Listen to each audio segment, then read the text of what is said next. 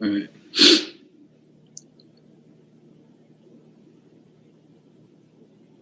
What is up, Living Soil Nerds? My name is Brian Walksman, 303 Organic Cannabis. It's day 2 of the SCCA Academy, and I am here with Joshua-Steensland. We're excited to put this on for you guys, and I just wanted to give another shout out to Pit Moss for making a lot of this possible this weekend, as well as our session sponsor, which is the Future Cannabis Project. I want to take a short moment to kind of talk about Peter with the Future Cannabis Project. Leighton and I were talking to him just a few months ago about putting a show together. Our first guest was actually Mr. Steensland here. And the reason why Leighton and I reached out to him first is because the gentleman has a wealth of knowledge. He's humble, which is one of the best parts that I like about him, because we can sit here and listen to him talk without, you know how some of that is. I shouldn't get into that, but I really appreciate you, Joshua, that you're able to take the time with your experience as well as your knowledge.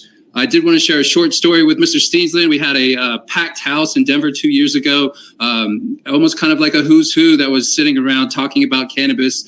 Joshua's in the audience there, and the audience actually asked for Mr. Steensland to come up to the stage and talk. So I hope that you guys that don't know about Joshua Steensland, you're in a real treat for today. Because he's able to take complex subjects, break them down so that us mere mortals understand what he's talking about. And he is definitely a mentor for me as well.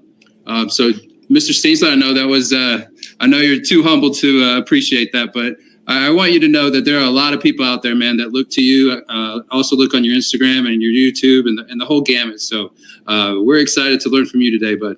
I appreciate it. Thanks a lot, Brian, and Leighton and Everflux and all the sponsors. Man, I really appreciate you guys inviting me to participate in this, and everybody who's attending.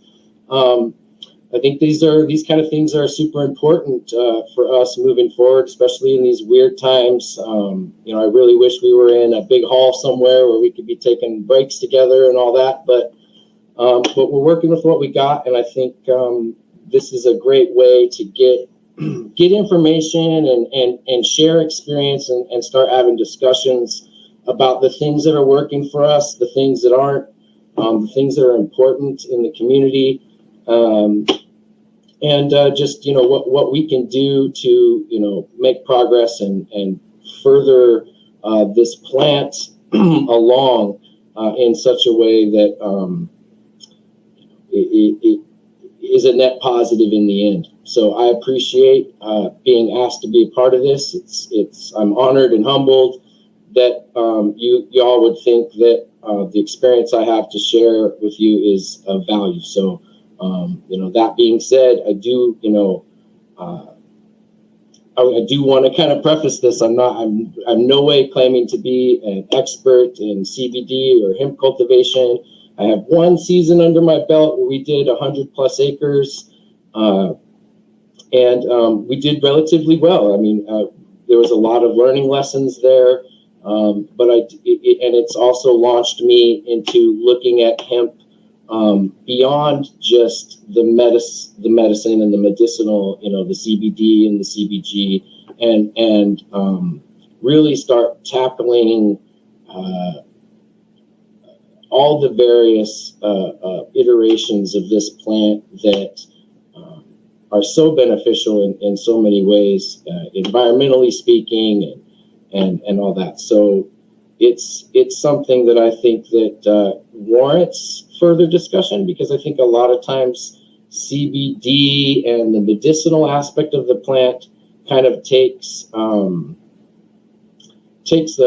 center stage, you know, and some of the other things like the fiber and the nutritional value of hemp, and these other diversified hemp crops, they get kind of neglected in discussion. And so I think that we need to remember these things moving forward when we're talking about cultivating this plant, because you know, and I'm kind of preaching to the choir here, but it needs to be addressed. You know, there's a lot of good that can come from cultivating this plant. So, you know, when we embarked on our journey with the hemp cultivation in 2019, it was a relatively it just kind of fell in my lap. I wasn't intending on cultivating hemp that season, but I reconnected with an old childhood friend, and I had an option to work with a farm here in my area, in the Hermiston and Echo area, Echo, Oregon.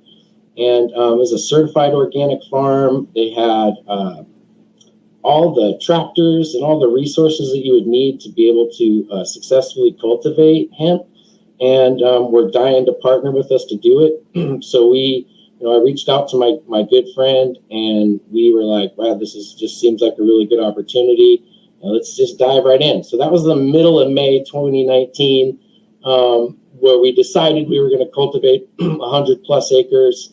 We had 650,000 seeds that we were going to use for the project, and we just dove right in. And so some of the things, that we learned a lot was just how to farm acreage, how it's being farmed conventionally, first off. And then as we were moving through the process, I was able to see the conventional ag approach, not conventional fertilization or whatever, but using the rippers and rototillers and all these things that disturb the soil. So we because we didn't have time to plant a fall cover crop or early spring cover or anything like that, we were dealing with very barren, dry soils with very little organic matter in them. At 1%. The upper acreage, the soil was like moon dust. You might have heard me refer to in the past. If you've heard me talk about this project, I mean like talcum powder. Like, it was insane. And my thoughts were, I didn't see how plants were going to grow in that whatsoever. So we took all the seeds, and we just hand planted them. By hand, not us personally, but we hired work crews to hand seed each one of the trays, and those sat out over about an acre. We had pallets laid out with trays on pallets and just sitting out in the open air. We didn't use greenhouses to sprout the seeds or anything, and that worked really well for us. And the thought process behind that was we wanted the seed stock to be hardened off immediately. We were in an area where we get lots of high wind. We actually had to kind of build a wind block barrier around where we had the seeds germinating, because wind was blowing so hard that it would blow sand and dust like a sandblaster, and it had the potential to damage those supple, new, sensitive seedlings. So we had to build a windbreak. That's the other thing. Cultivating at scale, you've got to be prepared to pivot on a moment's notice. And excuse me. So having resources available like forklifts and tractors and all those kind of things are massively important. Not necessarily for the groundwork, but just for getting stuff around and working working your area as efficiently as possible. So we had all of our seeds sprouting in the open air, being hardened off to the conditions that they are going to be experiencing as soon as we plant them. I didn't want to have them in a greenhouse and then put them out for there to be any kind of difference in what they've been used to. So then that worked really well for us. It worked out really nice.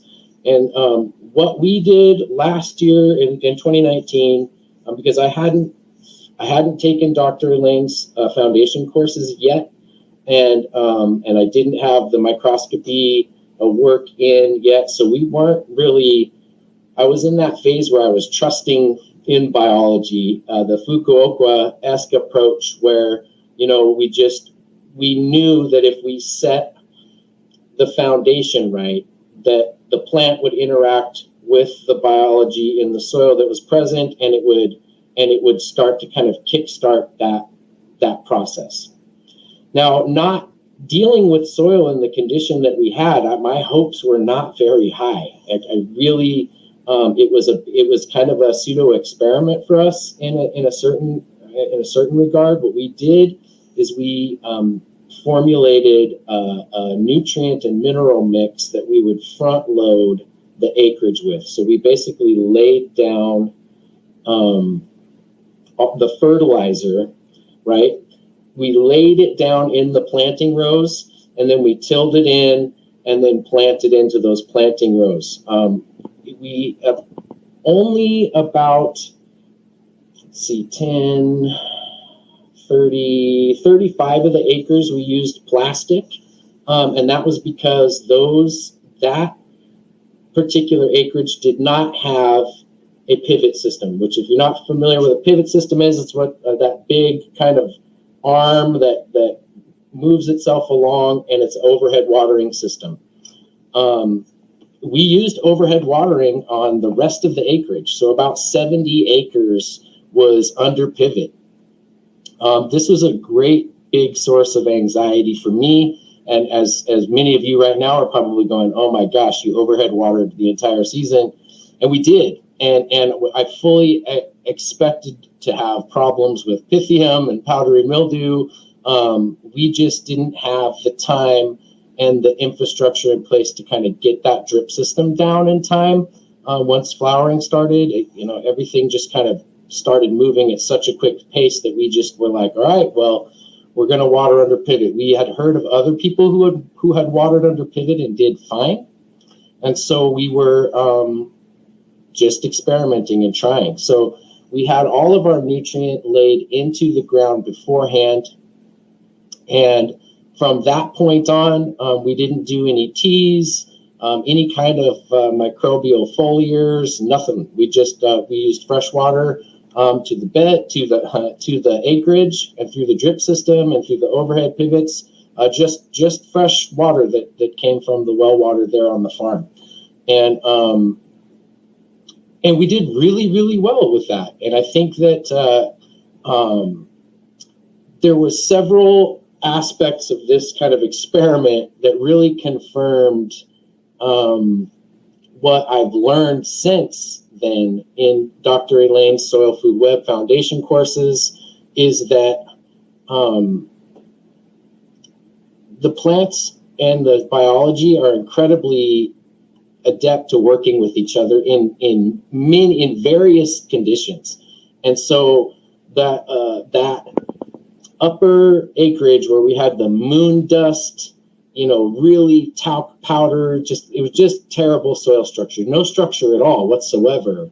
And the soil that was on the lower acreage, it was kind of like a floodplain where it would, it was a little more organic matter, a lot more structure to the soil. And the plants performed equally amongst all the fields. So we didn't see a difference in growth rate amongst any of the different. We had 3 or 4 different types of soil structure throughout the farm on the various plots of land that we had our crops out on. And no one field outperformed the other, irregardless of the soil structure. So I found that is incredibly interesting to me at the time. And then after taking Dr. Elaine's courses, it really drove home and hammered home the proof that even if you're lacking in organic matter, there is NPK available in that parent material. There's enough potential activity in the parent material to drive the fertility for your plants. And one interesting thing to note is that we took about 4 or 5 rows in one of the rows where we laid plastic, and we did not lay any of the fertilizer. So we paid about $550 an acre, so over 100 acres. That's a significant little chunk of change, but we paid $550 for a certified organic NPK blend with trace that we used as a front load. And on one of the upper acres, on the upper acreage, we took about 4 or 5 rows and didn't put any of that fertilizer down. And then the rest of the field received their dose of the front-loaded NPK.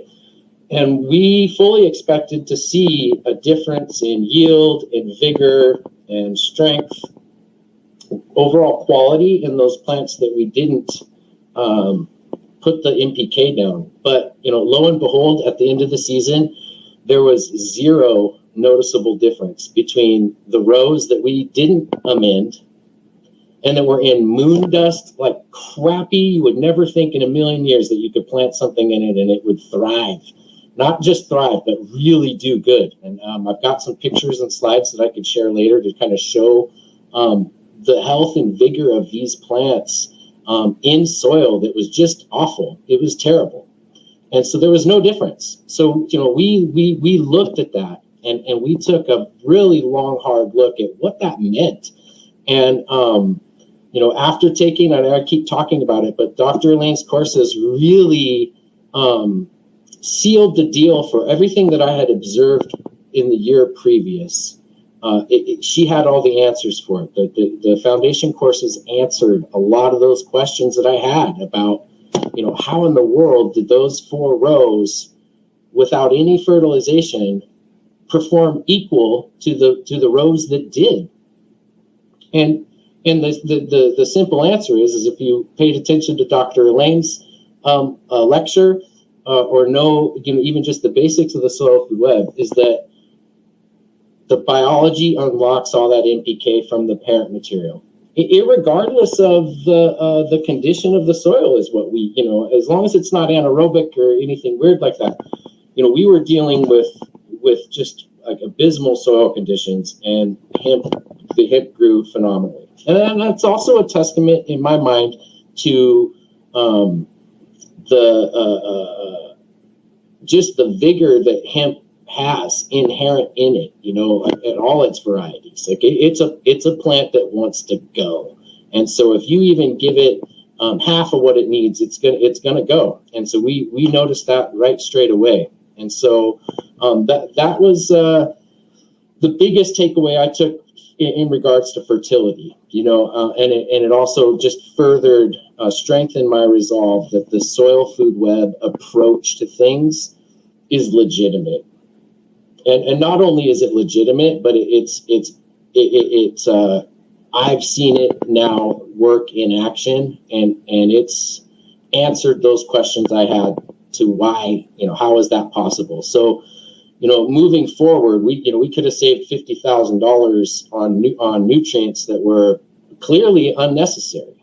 And so, now that I've attained this new skill set and I have the ability to quantify and identify the biology within the soil, and I can move forward with these with that data and make better, more informed decisions on any of the farms that I'm working on moving forward.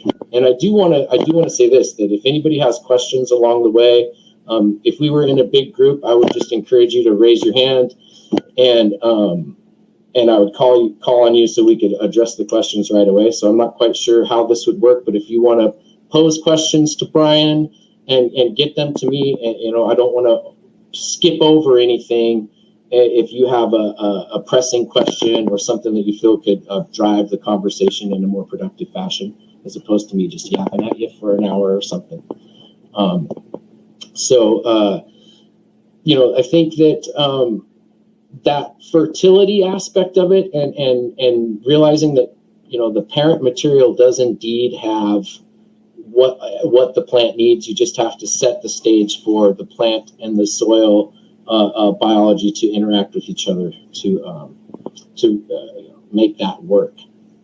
We did do things like sap analysis, contrasted to a soil test early in the season and late, just to kind of see what nutrients were mobile in the plants and what were, maybe not making it up or anything like that. And we had really good numbers the entire season. So we had really good nutrient uptake, even in the bed, even in the rows that didn't have the nutrients. So there was no noticeable difference, even through the sap test.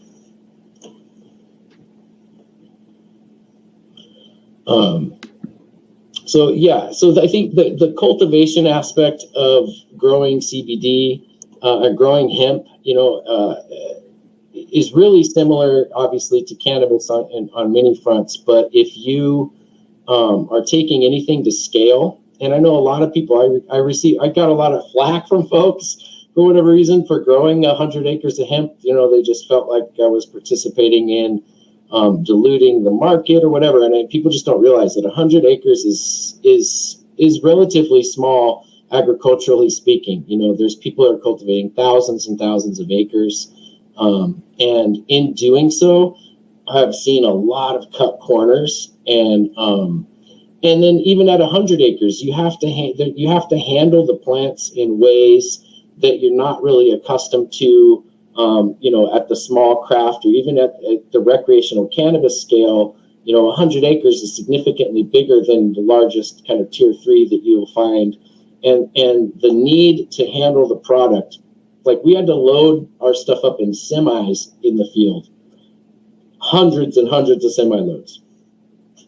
And so in doing so, you have to handle the product in such a way where it can degrade quality, and these are things that we need to, as cultivators, when we're moving forward, is to figure out ways to become more efficient and not sacrifice quality. Drying space is a huge one. A lot of folks get involved in the CBD and hemp game and not realize how much, if they're gonna hang dry their plants, you need probably 1,000 square feet per acre, or maybe more, to adequately hang everything and have enough airflow so you're not dealing with mold and mildew issues after the fact. We tried a few things, like we did try some field drying, and that, it could work, but in our experience, the harvest is so late in the season that in the morning you get a dew, and so you end up with like wet buds in the morning, and then by the afternoon they're drying, but then the next morning they're wet again. So we didn't find field drying to be a very viable option. I think we did see a lot of people resort to using that. And I think that the quality in the end, the nonstop wet, dry from the dew every day has a negative effect on the finished product in the end. And so, once again, cultivating hemp at scale requires a lot of forethought. And we didn't have a lot of time to set certain things up. So, like, in retrospect, and some of this sounds like really, there's a lot of common sense. Like, if you're going to grow 100 acres of something, whatever it is, I would highly encourage you to figure out who you're going to sell that finished product to, where it's going to go, what the price point's going to be. So, there's so much more involved in this game beyond just cultivating the hemp. That's kind of like the easy part, especially if you're utilizing living soils or regenerative techniques. The hard part is finding a team where you're all on the same page, and then just running the business. So, things like, where are you gonna dry, 300,000, 400,000, 500,000 pounds of product? Where's that going to dry? What's that going to look like? How much space is that going to take? Do you have that space? What are you going to do if you run out of space? So these are like, it sounds common sense, but I've seen farm after farm after farm just trudge into the CBD game, thinking they're going to be instant millionaires, and not taking into account, and we're guilty of some of this thinking as well. So not taking into account, the logistical nightmare that is harvesting 100 acres. I mean, it's semi trucks, it's thousands and thousands and thousands of square feet of storage space, and climate control of the works. So it's figuring out where you're gonna dry, how you're gonna dry. There's a lot large dryers that are hitting the market, and people are retrofitting things like walnut dryers and completely frying their product and volatilizing all the beneficial terpenes, and they're coming out with this brown decarbed kind of product already, and we're seeing a lot of that. And that just comes from farmers who don't understand the plant, don't understand the market, and just thought that they were just going to be able to kind of store this milled, cooked, decarbed product indefinitely, and make money off of it. And that's not really the case. So, I think that the biggie, if people are going to get involved in hemp and CBD, is really just like starting to try to understand the market. And the United States market is interesting to say the least. Obviously, we're very CBD heavy. We have a few places like Hemp Town that does CBG cultivation, and I think that what the government has bogged down a lot of it. And from our experience, we had buyers lined up, and then the total THC kind of debacle, the Farm Bill interpretation of total THC, that where they changed the allowable from the Delta 9 to the total. That really threw a lot of people and a lot of buyers, like big buyers that were buying in the millions of dollars. It gave them kind of cold feet because they weren't sure where the U.S. market was going to go. And so you've got that, you've got the uncertainty from COVID, and now you've got this kind of DEA interpretation of oil. And if you're taking your raw material into like an oil from a CO2 extraction or an ethanol, on the way to a distillate, that concentration of THC, where it's going to be at 1% or something more, that now you have an illegal cannabis product. And so the government keeps throwing these kind of like warnings, and it's not allowed for food and beverage, the FDA says, even though you can go into any Circle K and get a CBD mandarin orange drink. So there's uncertainty in the U.S. market, which has led me and other farmers like me to kind of, I wasn't involved in cultivating hemp here in the States in 2020, just because of this kind of ongoing uncertainty. We still have product from 2019, and it didn't make sense to me to just kind of keep trudging along in this U.S. hemp market right now until some of these kind of finer details are worked out. Now, that's not that doesn't mean that I'm against CBD or hemp production at all. I mean, obviously, I think it's super important, and there is a global awakening to CBD and hemp. So a lot of the European Union countries are starting to address CBD and hemp, like Italy and some of these other countries there. So there is a huge, large potential for CBD, CBG, and hemp crops in general to be distributed globally. So the United States, we can feel very, isolated in a sense where, the hemp game feels kind of bogged down right now. But if you step outside of that, of the framework of the U.S., there's a lot of really exciting stuff happening in all around the world when it comes to hemp. And I've got, I'm starting to get involved in some larger projects, super large projects, hundreds of thousands of acres, where it's agroforestry with, diversified crops, and hemp in its various forms is part of that. And so these are international projects. I'm really excited. I'm going to be putting together a team of Soil Food Web, a super squad, as it were. And we're going to be in charge of the composting program and the soil fertility program for these huge mega projects. We're going to literally be able to take this soil food web model and prove it. Once again, not that Dr. Lane hasn't been, but we're going to be, showing it at a large scale, hundreds of thousands of acres, that this can be done, and that it could be, you could do it on such a large scale where it's absolutely going to make a difference. And I know that each one of us doing our own regenerative practices and our own little farms they add to one big voice. But the sooner we can start convincing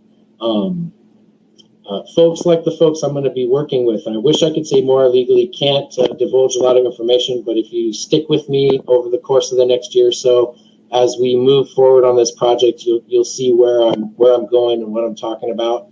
And it's these folks who have I've been talking to for a year, who have complete faith and trust in the system, and they want it to work. They don't want to continue cultivating in ways that have kind of got us in the position we're in now, with depleted topsoils and ruined topsoils, and the health of the global population is terrible. We're terribly minerally deficient overall. And so they want to address these things, and I fully honor and respect that. And I think that the more large scale projects we can take on like this and prove to these big agricultural juggernauts that there's a simpler way to go about things is wildly important and super exciting. So I'm really excited to be participating in hemp and regenerative agriculture at that scale.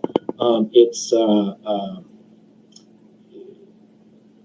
potential to do good, immediate good is so great in that, and I find it super exciting.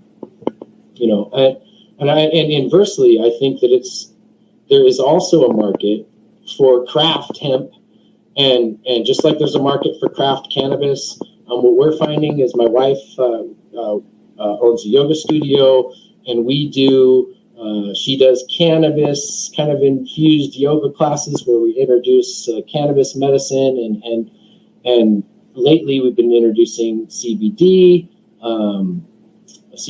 flower joints, and sometimes they're mixed with lavender and other things like that. But what we're finding is that the people really are responding quite well to CBD pre-rolls and just this kind of whole vibe around CBD and it being kind of cannabis light.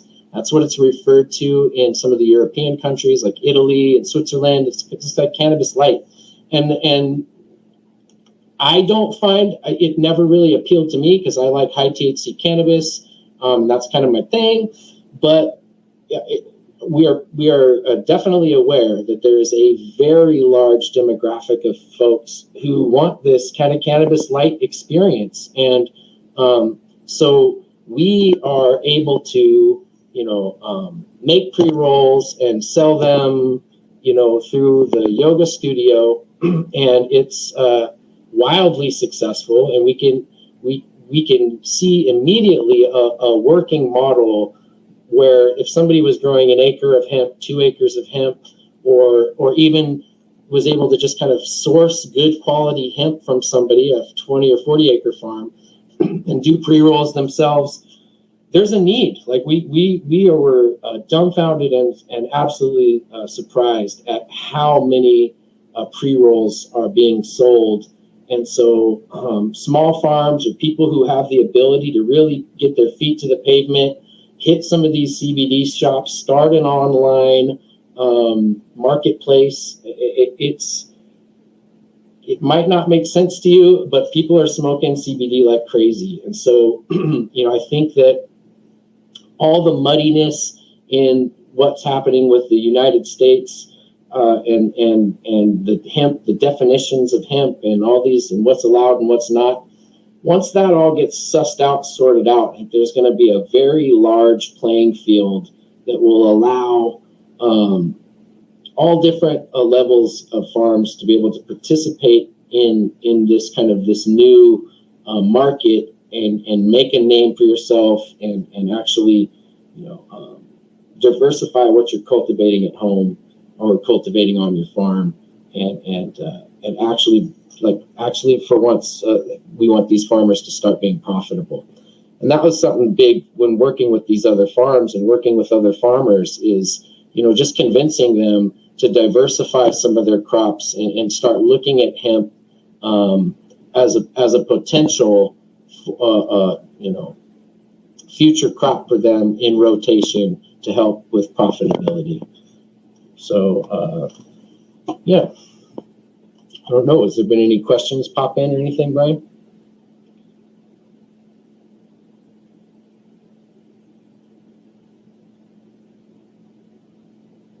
We're working on, because some of the questions are about that. So I feel like if they could see it, we could pop that up for you. Oh, sure.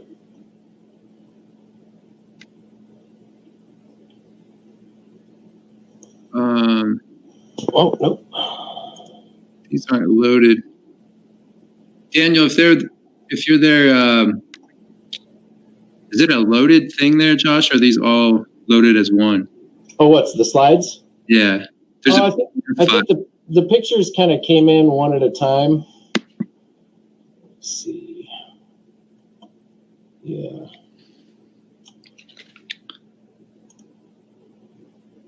Sorry, guys.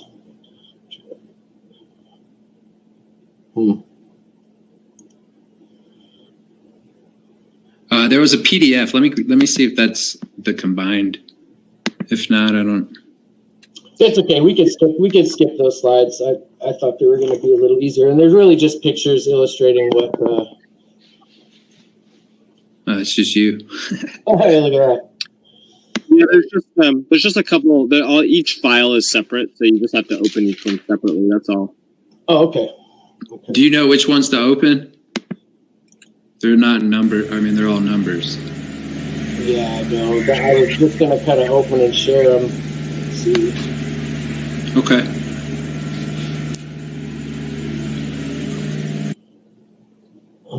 So yeah. So anyway, this is a kind of shows you the scope of what we were dealing with when it comes to drying and curing. So this huge space here, we're only able to dry about 10 acres at a time in here.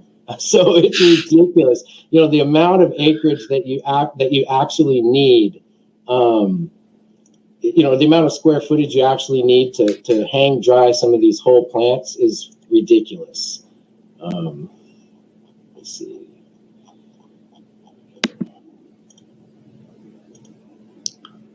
So you had mentioned, it's hard to be proactive when you are farming at that level. So when you are going into a commercial facility and you have that level of hemp, how do you know how many barns to build? Or, where are you just guessing? Yeah. So we were at kind of a guessing phase. Okay. We weren't sure. We initially had planned to have some silo dryers built, really similar to what Hemptown is using. If people are familiar with them, that's Brown Guy 420 was kind of working with them for a minute. But they've got a relatively slick operation, and they've got these kind of silo dryers. And our intention was to build one or two of these silo dryers, and we had problems sourcing some of the components. So we were left kind of scrambling at the end of the season to look for space that would be adequate, and that's where we learned that you need like 1,000 or 2,000 square feet per acre just to hang your stuff. And this is where we had this. If you can you guys see this? The hoop. Yeah, so that's where we had all of our seeds. Each one of those little black trays has got 72 starts in it. So as you can see, that's about 600,000 plants right there in that little space. And we had sprinklers set up, and we were paying people to be out there watering them every day. So it was quite the operation. And at about $1 a seed, you're looking at $750,000 on the ground right there. So it's a considerable venture, to take in. It was nerve wracking having all that, just on the ground, not even planted yet, so it's. So who decides what genetics to run right there at that level? I mean, is that a team effort, or is it you're telling them? Yeah, so we basically, fortunately, my partner that I partnered with on this, he had a good friend of his that was actually creating a lot of the genetics and doing a lot of crosses and stuff, and had a good track record with stability. And so we were fortunate enough to be able to get the seed from him. And this is all feminized seed. And I know that in the past, I've talked about what I had learned about feminized seed midway through this season. And I'm still kind of hoping to get the white papers and the stuff together to actually bring it to the forefront that some of the people that I've been talking with and are preparing to do business with, they're staunch, very strictly against feminized seed of any kind, food kinds or anything. They think that it's basically from the science that they've done, there's a net negative effect that happens on the health of people that consume feminized foods and feminized products. And so, and these guys are really like at the top of their game. They've been doing scientific health studies for over 20 years with some of the biggest, like John Hopkins, and so these guys aren't bro science guys. It's actual science. And I know I've been taking a lot of flack over the past few months since bringing it up. I'm not saying that I'm 100% sold on it. I'm just saying that I believe these guys when they're saying to me, when I met them and we talked about what we were doing, they were like, please, you've got to stop cultivating. You've got to stop using feminized hemp seed and cultivating with feminized genetics, because this is what we're finding. We're putting together a coherent, white paper, putting a white paper together so we could actually start addressing this. They are getting some pushback, industry pushback from people who don't want that information to come out. There's a lot of folks that are benefiting from this whole feminized produce and all that. And so anyway, so these were all feminized seed, and they were so stable that out of 650,000 plants we had, only 5 of them went hermaphroditic. So if literally 5 plants. 5 plants. Wow. From hundreds of thousands of starts, only 5 went wonky.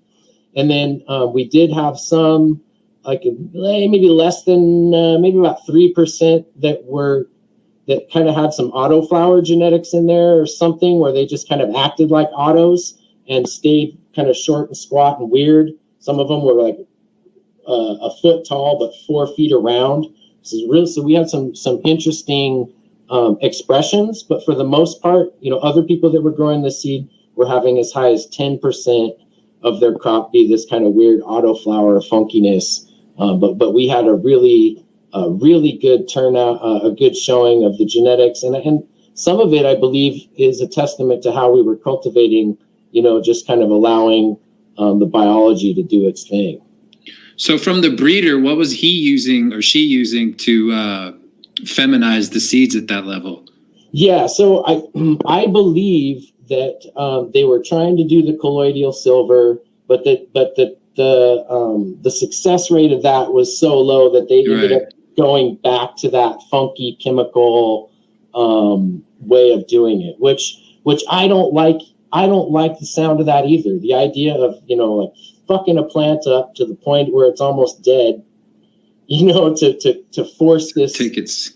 To force this weird shit to happen, deep down in my core, it feels weird. And so when this group, it's not just one guy, it's a group of people who were like, hey, we met them at the University of Miami, right, at the Life Sciences Department building. They closed that. We were there. They had the whole place was closed down. We were on the top floor talking to these guys, legitimate folks, and they were just like, man, please don't do this anymore. It's terrible. So, I know that there's a lot of people right now that's making their skin crawl. They want answers. I wish that I had better answers to give. All I can say is, like, let's just hang on. As soon as I have viable information that's digestible for folks, I'm going to get it out to you, because like I said, the people that I'm going to be working with them on future projects, and none of their projects are going to include feminized genetics. Like, they're that against it. And they happen to be one of the largest license holders of hemp licenses in the United States. So these guys are very, very big players in the hemp game who are very much against feminized genetics. So, and you're just running one cultivar on that field? Yeah. We ran one cultivar, but what we noticed, to see if I can find a couple other slides that will have, so get some pictures of what the crop looked like. Within those genetics, we had, that's kind of later in the season. So we had 3 or 4 different phenos that would pop up. We had a purple that was very purple, and we had a couple lime green, more kind of a sativa-y type phenos that didn't chunk up as well. Let's see if we could find a good video. But they all did just phenomenally well. I was really impressed with the overall vigor of the plants. It's taking a minute here. So when you're going at that level, are you being judged at your skill set by the acre, by the hectare? Like, what? How does it? I've obviously never experienced anything like that. So how are they starting to judge you when you're starting to move into that next lane where you're starting to farm on an upper echelon? Sure. So judged as far as like what's considered successful. Like, what are your metrics? Yeah. I mean, obviously only having 5 plants that hermaphrodited out on you, that's fantastic. But what are some of the other metrics where they are kind of judging you and your skill set? I think that really, like, moving forward on these super large projects, it's the things get compartmentalized, right? So where I'm moving forward on this in this realm is drilling down into the soil and the biology of the soil. So when we move forward on these projects, we're setting the bar as for what's acceptable at a soil biology level. So we're not talking about yields with the people that we're farming with anymore. We're talking about soil health, and that ultimately what we're looking for is creating and developing a super healthy soil. And if we have the ability to provide that service to this farm or this particular project or whatever. And so instead of being like, because a lot of these bigger projects are now involving multi-crop agroforestry crops that are not just hemp. They're 40% hemp, but the rest of the 60% is crops for textiles, crops for food, crops for spices, that kind of thing. And so at that level, we want to be able to show them that we can handle all of those crops. And that's where Dr. Elaine's The Soil Food Web Principles really lend to that being possible. And so I've gone from being an advocate for a specific plant to being an advocate for the soil, which opens it up to all plants. And that was that's the biggie moving forward. And of course, people like to see healthy plants and very they like to know that you know what you're doing when it comes to the plant itself. But we really are working on trying to focus people on the soil and understanding that the plant health will come after you get the soil health situation. And for some of our viewers, where is this, Josh? Sure. So this is the upper. This was actually the moon dust acreage I was referring to earlier. So this is in north central Oregon. And this was probably about 9 acres is what you're seeing right here. It looks like it goes on forever, but that's really about a 10-acre plot. But this was that moon dust, and you could see the plants did great, man. And you can see the different phenotypes out there with the varying color types. But those were all the siskiyou gold, but they just kind of expressed. There's 3 or 4 different expressions that we got from the seed that we had. And so, yeah, that's some of the upper acreage. And it looks like there's not another field in sight. Is that true? 360 there? Yeah, I mean, I think just to the left of that, there was an alfalfa field, about 110-acre alfalfa field pivot that was there. But aside from that, we were like kind of at the top of a plateau there. This was what those plants looked like, early on. So that's that same field. But this was about, a month after we got them into the ground. Yeah. It's like just a boyhood dream come true, being able to farm. It was pretty unbelievable. Let's see if this. So this was the lower acreage. There's about 35 acres. This is just a field of view of the 35-acre plot. This, we did no plastic in the ground. We did no cover crops, no nothing. We just laid fertilizer down in planting rows and just kind of tilled it up and then planted everything in. And then this pivot here was where we used our overhead watering. And so that was, it was a nail biter watching that thing just shower water over all of those plants when they were big, fat colas. I mean, giant nugs. And we didn't get one stitch of powdery mildew. I think the only time we had any kind of hint of weird kind of potential botrytis was after we had 2 really cold, long freezes early in October. And then, it was 1 or 2 plants that showed some funkiness. Everything else, it survived the freeze. It survived overhead watering. And once again, it was a chance for the soil food web to just kind of prove itself. Like you allow the plant to do what it's designed to do, and you end up with You end up with a very hardy and resistant plant, that's tolerant to lots of abuse.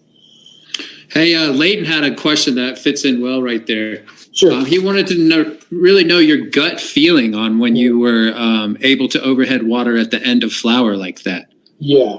Well, I mean, my gut feeling at first was, this is going to be a fucking nightmare, because we initially wanted to lay drip system. But after seeing, the plants take it, we had heavy flower set, and obviously we still needed to add water to the field, and just watching how the plants were responding to it, it felt a lot better. We were also in an area that gets a lot of wind. So we weren't in this weird microclimate where we had a lot of stagnant air.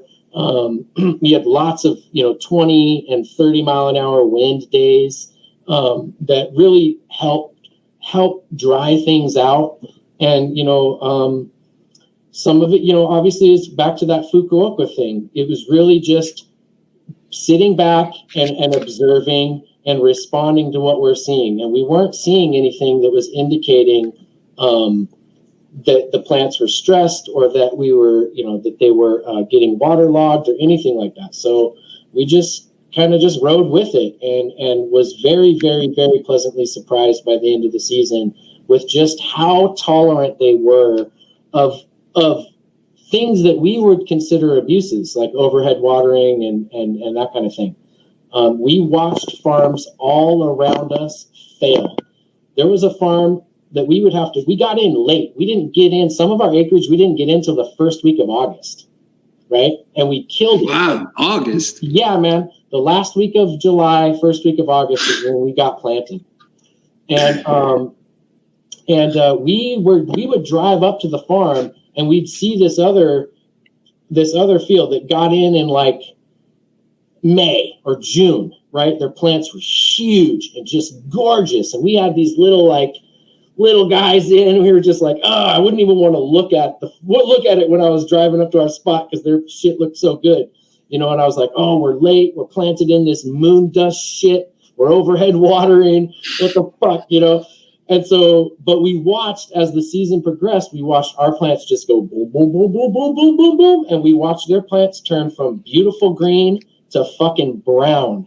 And then we watched them just bombing their acreage. I've got video of them just bombing whatever fungicide or whatever the shit they're just spraying all over their shit. And so we watched farm after farm after farm around us that were using overhead watering just completely fucking tank. And once again, in retrospect and looking back, the difference is we were allowing the soil food web to dictate how the plant was going to feed itself by front loading the minerals and shit, and then just using water, just allowing the proper moisture levels to be there so the plant could interact with the biology as intended. And so we're assuming the other farms weren't doing that. I know several other farms that were force feeding, nutrients all season long, feeding nutrients through the overhead dripper. So, all of those farms, and when I say all of them, I mean all of them, got botrytis and ended up with a milled product at the end that's like 2% CBD. Wouldn't they be foliar feeding with nitrate nitrogen? Yeah, whatever they were using. Yeah, they were just whatever they were using. I'm not sure, but okay. Yeah, we know for a fact that it was a lot of those farms, because a lot of these farms out here, especially in north central Oregon, are good old boys that were treating hemp like a silage crop. Like they just had no idea. We know of a guy that planted 1,000 acres of hemp, 1,000 acres of hemp in Hermiston, or near Hermiston, Oregon, and got botrytis, and he just tilled it all into the ground, all of it. 1,000 acres, just tilled it right back into the soil. Didn't even harvest it. And it's because there's people that just didn't understand the plant. They didn't understand the complexities of dealing with it post-harvest, or even what it looked like growing. So there's so many brown, completely overripe, botrytis-filled buds all around us because the farmers there didn't know, what a ripe hemp plant looked like. They didn't know when it was mature, and then how to handle it, because they're just treating it like silage and wet baling it. We saw wet baling happening all over the place. And to follow up, is it moon dust is the cultivar that you were using on that project? No. We were using Siskiyou Gold. Okay. Moon dust was just the dirt we were in. When I was saying moon dust, I was talking about like the actual texture of the soil in that upper acreage was literally like it destroyed my Jeep. I've still got dust in my Jeep, but I've had it detailed. It was the worst. I never would have thought in a million years plants could have grown in that shit, but it did. And it just was a complete eye opener for me. This picture is where we did about 30 acres of hemp interplanted with blueberries. So the blueberry season ends right around July, in mid-July. So we worked with this particular farmer. These are certified organic blueberries. And we worked with this farmer who, it took some convincing, for him to allow us to plant hemp in these are basically the walking rows. Can you see my cursor or no?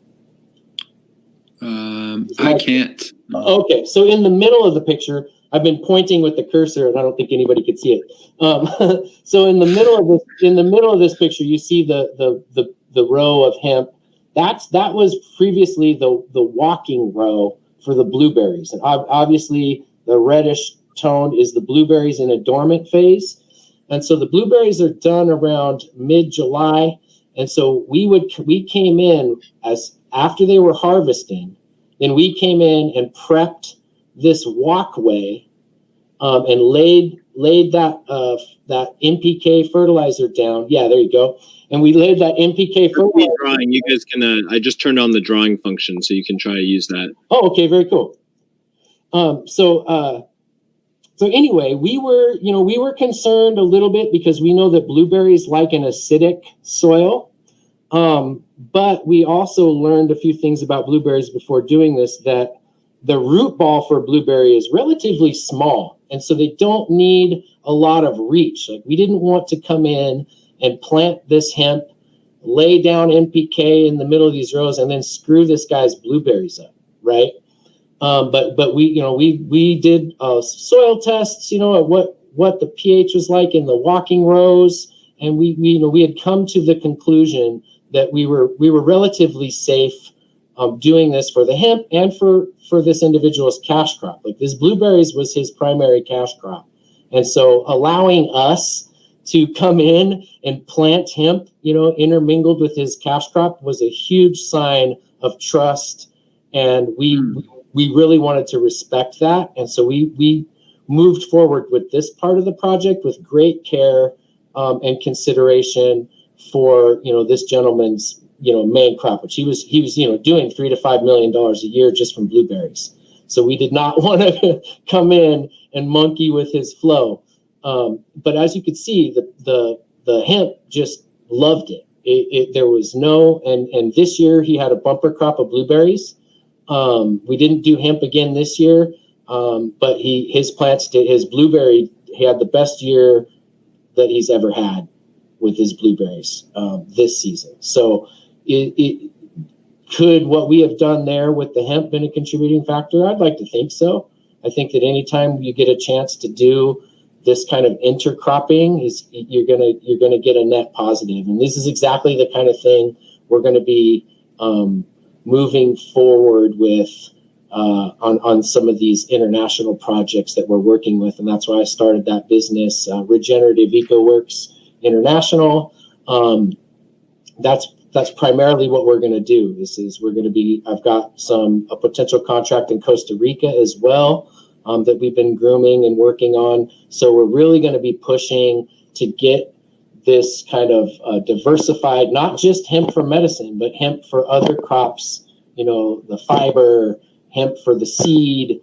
Hemp seed is wildly nutritious, and I think that, the more we can turn farmers on to the various aspects of this plant, the better chance we have at replacing some of these petroleum-based products that are being used, on a regular basis and whatnot. So Josh, the way that we have this set up is we have a Q&A system, and then the viewers are going to up all the questions that they like. Okay. Okay. So this next one is actually from me, and it's, what is your favorite companion plant to work with for cannabis for indoor cultivation and food production? And I would just like to also preference that with also in the outdoor production, since you just mentioned blueberries. Sure. I wrote this question at the beginning of the talk. Okay. Yeah. I mean, I get this question a lot about what my favorites are, and it's really hard to say because, I think what my favorite way to go about it is not a monocroppy style mentality. So I've done like all clover before or all ryegrass, and I just never really felt good about it. I never felt like, especially understanding what I understand now about how plants and their exudates, interact with the soil. I think as opposed to thinking of it in the framework of what's your favorite plant, I think it's more how diverse can you get? And so my favorite thing is diversity. So if like in my beds at home, occasionally I'll still have a brassica that pops up from when I put brassicas in my bed before I knew they were not good. But once again, it's not good if it's all brassica, if it's all mustard, or if it's all kale, or if it's all whatever, then yes, you're going to have a severely fungally inhibited soil because of that.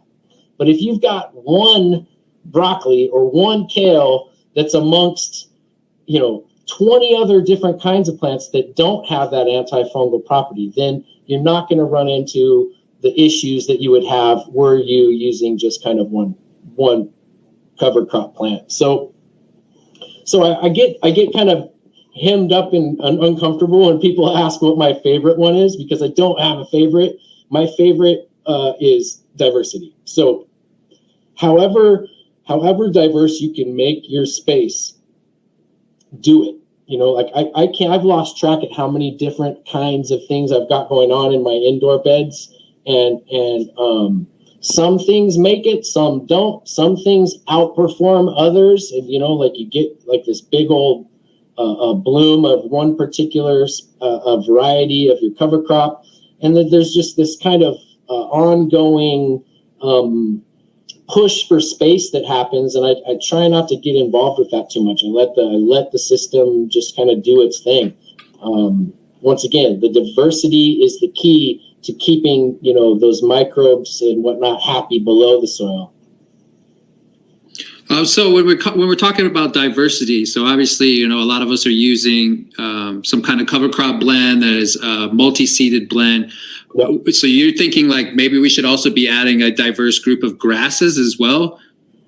Sure. I'm not opposed to that. I think I'll throw anything in my beds and see what works and what takes. I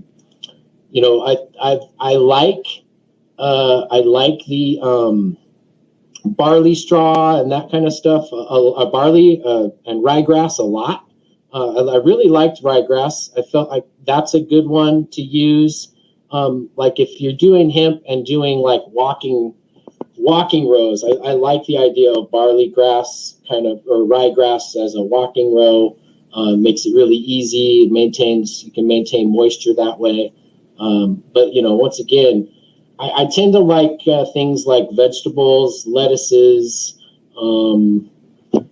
Occasionally in my seed vault bag, I'll have loose seeds that I don't even know what they are. I can identify some of them, like, oh, that's a carrot or whatever. But if I get like just loose, I'll just throw them in my beds and whatever it takes. If I notice that brassica comes up, I'll yank it, and just kind of go from there. Have you ever played around with cilantro as a cover crop? I have not, but I think that there's some value in sorry, I'm trying to find a specific video. There's some value in isolating cover and companion plants, to see how your cash crop responds or how that works for pest pressure and whatnot. Because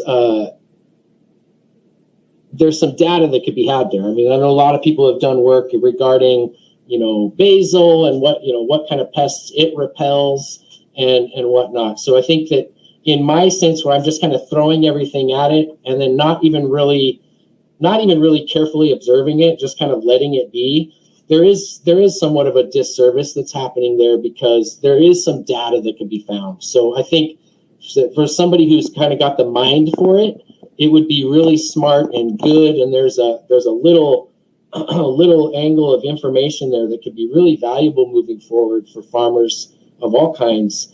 If we can drill down into individual constituents of some of these blends and really seeing what they're offering to the system, through microbial analysis at the soil level and all that. I mean, you could really dive in and see, like what's one container doing, microbially speaking, that just has clover compared to the other container that has cilantro or whatever. So it'd be really super interesting to see that kind of data.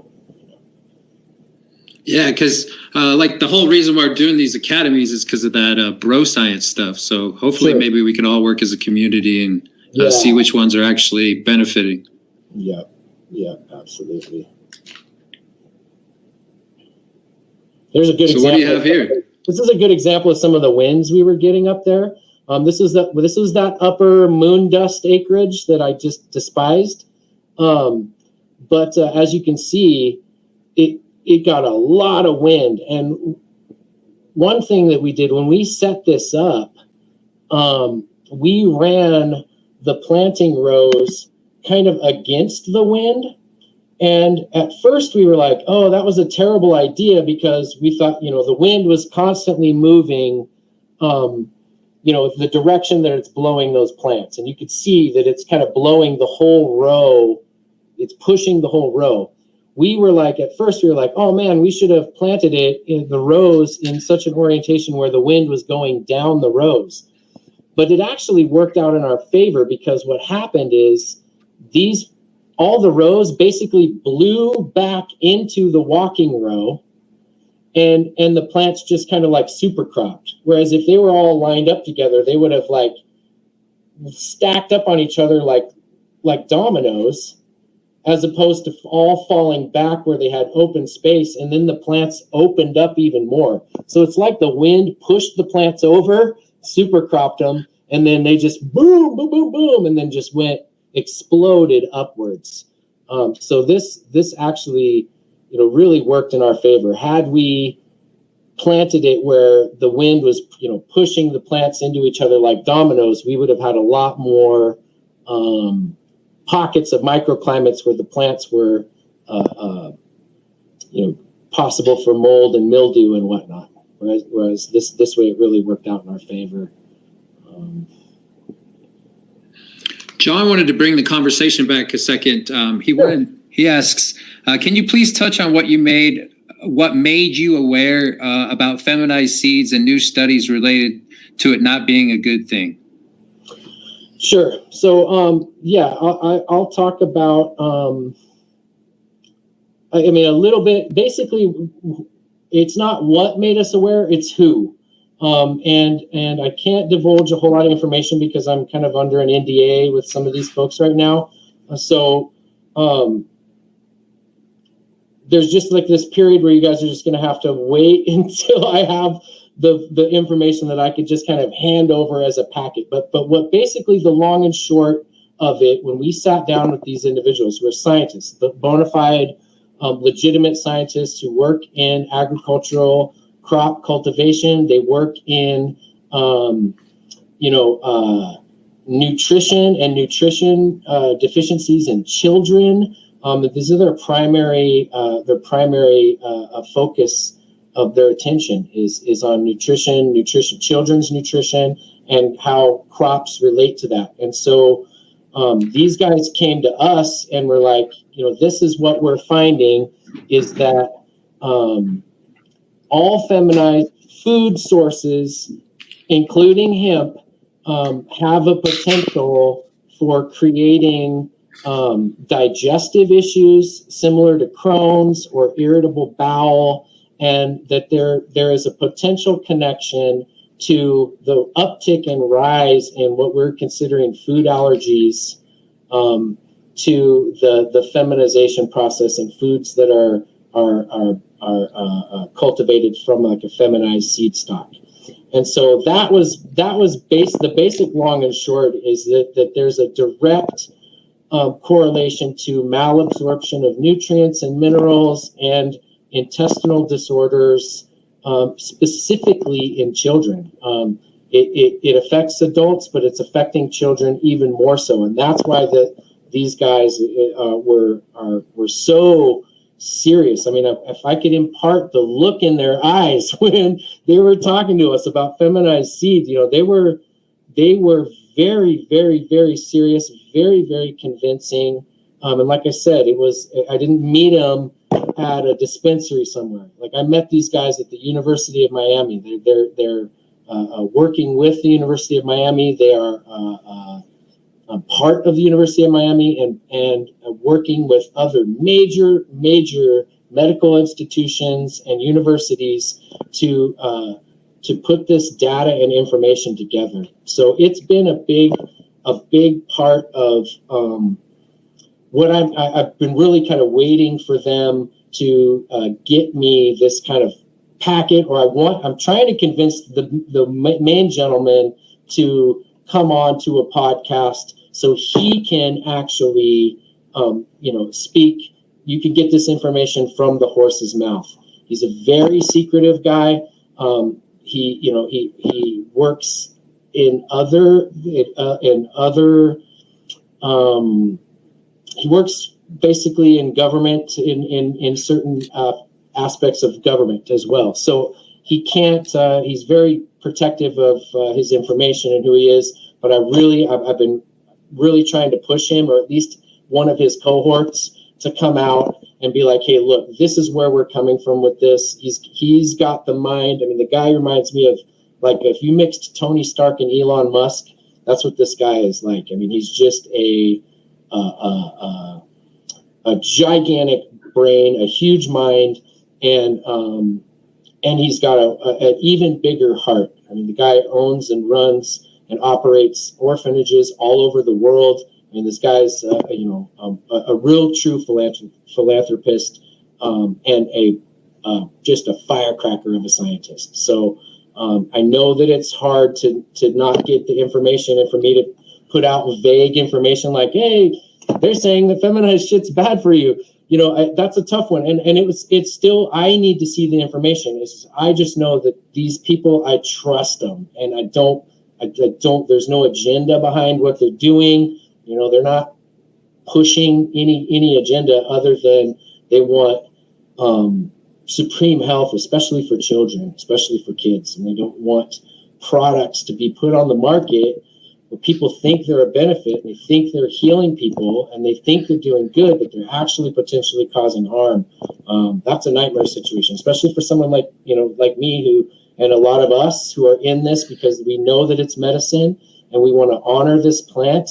And is poisoning a plant with a fucking chemical to the point where it reverses its genetic code, and is that really honoring the plant, and is there a quantifiable net negative to behaving in such a way? And so thinking of it in those terms, it makes sense to me. You dick around with things, you dick around with nature, it's going to bite you. And I really feel like the feminization process, I understand where they're coming from, that, it's kind of playing with fire, as it were. So hang tight. I'm making it my kind of one of my number one things that I want to have accomplished in 2021 is getting this information out in a coherent, kind of cogent format, so people can start digesting it, and we can start having real frank discussions about feminized seed. Well, we could, a quick plug here for our session sponsor for you, Steensland, is the Future Cannabis Project. And I know I've reached out to Peter to have certain guests that would like to come on, but would still like to keep their identity hidden. Mm-hmm. So I do know that is possible. If that gentleman and you wanted to reach out to Leighton and myself, sure, and Daniel and Peter, we could make that happen. No, that'd be great. Yeah. As far as I know, man, any old head that I talk to, anybody that's an organic farmer, they just personally feel that they're only going to farm, or they're only going to grow cannabis with regular seeds and pheno hunt that way. Yeah. So there's probably there's pros and cons to everything, but I personally really do admire the breeders that only sell regular seeds. That's just my personal opinion. Sure. Well, I mean, in the THC world,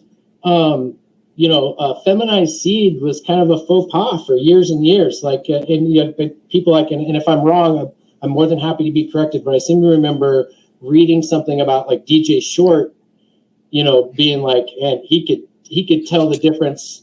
He could taste a feminized plant or something weird, some kind of quote like that, where he was really against the idea of it. And then I just know from me, from my understanding of, what the feminization process is, it just seemed to me like too big of a risk with those hermaphroditic tendencies just below the surface. And it never, it just didn't seem to make sense to me. But when you're talking about hemp and scaling, so if we had to use the regular seed for a project like 100 acres, and we've got 650,000 holes we need to fill. Yeah. It's a different animal. It's insane. And that was my discussion with these guys who were like, hey, look, we're cultivating thousands of acres with regular seed. We're just going out and culling the males. And it takes a little bit of time. It takes a little bit of effort, but it's worth it. It's worth it. And they're trying to figure out ways to identify males before getting them out there. So there's some innovation that needs to take place if we start going down this road. But if we take the feminized shortcut, then the innovation won't happen because we've already just taken that shortcut. But if we decide that, okay, we're just going to cultivate regular seed stock, now how can we make this process more efficient? And the thing about males in the field too, which I thought was super interesting. I spent a little time in St. Kitts last year, and I got to meet some of the local cannabis cultivators there. It's all very, very black market, very much, hush hush, sneaking off into the hills to go look at their crops. But they were saying at the time, and this is before I had the conversation with them, that they would take male plants and put them out amongst the females. And they were saying, with their kind of patois accent, they'd be like, "Oh, we put the males out there because it makes the females boss up. It makes them, it makes them want to show up." And I was just like, ha ha. I found it funny and quaint. I was like, oh, that's it's an interesting concept, and I left that just kind of thinking that it was just kind of a weird, kind of like, guerrilla grower mythology, But then several months later, I meet with these cats who, are like, our preliminary data indicates that the plants that are in the field around the male plants have a better vigor. They're healthier in general than the plants that don't have a male around. And so they were actually saying that there was science to quantify the fact of what these St. Kitts guys were saying, that from sheer observation. Like, these guys in St. Kitts didn't even know how to clone a plant. They didn't even know what a clone was. But they, through observation, knew that the plants that had male plants around them always looked better, always just seemed to be better health-wise. So they started moving male plants around their garden to kind of spread that energy around. They didn't have science to, numbers or data or anything, right? And I just kept that in my hat. And then I meet with these cats at the University of Miami, and they're like, "Oh yeah, well, there's some preliminary data that indicate that having males around your females actually increases the vigor and the vitality of the females." And I was just immediately made me think of the St. Kitts guys who came up to the exact same conclusion by years and years and years of observation. So there's some kind of finer nuanced points that we can explore when we start talking about natural seed and regular seed stock, when it comes to hemp. Right on, bro. Another question that's up there is actually mine. Any personal breeding projects for you in 2020 or 2021? Yeah, actually, so a really good friend of mine, if you guys have been following me on Instagram for any length of time, you know that last year I had a strain that I was testing for my friend called Trilotto. It's Triangle Kush, Gelato, Lemon Skunk, I believe. And it was just out of this freaking world. And he had popped a bunch. He was hunting a bunch of seeds from that crossing. And this was the only one out of hundreds that had this kind of just really insane terp profile, like burning bicycle tires. I mean, it's just glorious, man. So I've been pushing to try to get him to release those, like he's a really good breeder. He cares about stability. He's been working on his genetics for years and years and years. Really old head when it comes to the area where he lives, and respected. He's been in the game for a couple decades. And so I think between me and him, we're talking about doing some seed runs from my home grow, where we can actually start pushing out enough genetics to actually hit the market with one of these Trilotto strains and some of this other stuff that he's working on. So long story short, yeah, I'm not going to do the breeding. It's not my wheelhouse, but I'm going to work with my buddy who is he's just phenomenal, and he deserves all the recognition that would come with his genetics hit in the market, it could definitely become the new hype for sure. We get that Trilotto out there, it's gonna make some waves. Is that gentleman on Instagram? You can give him a shout out. No shout outs for him. He's a pretty private, secretive guy. Okay, so, I like this.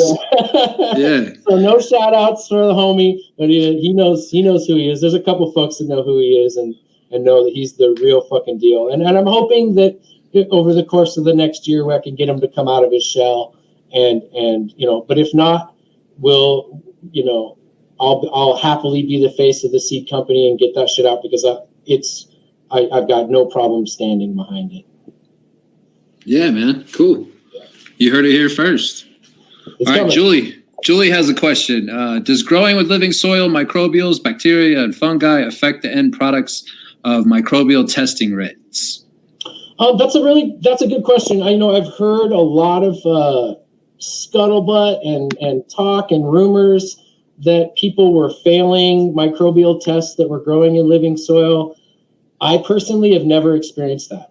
We didn't experience that with our hemp. I've never experienced that with any of the living soil product that I've grown indoors. So I know that that's a concern, and I've heard of people saying that it failed, but I don't know, I don't understand that, because I've never experienced that. It's never been something that I've had a problem with.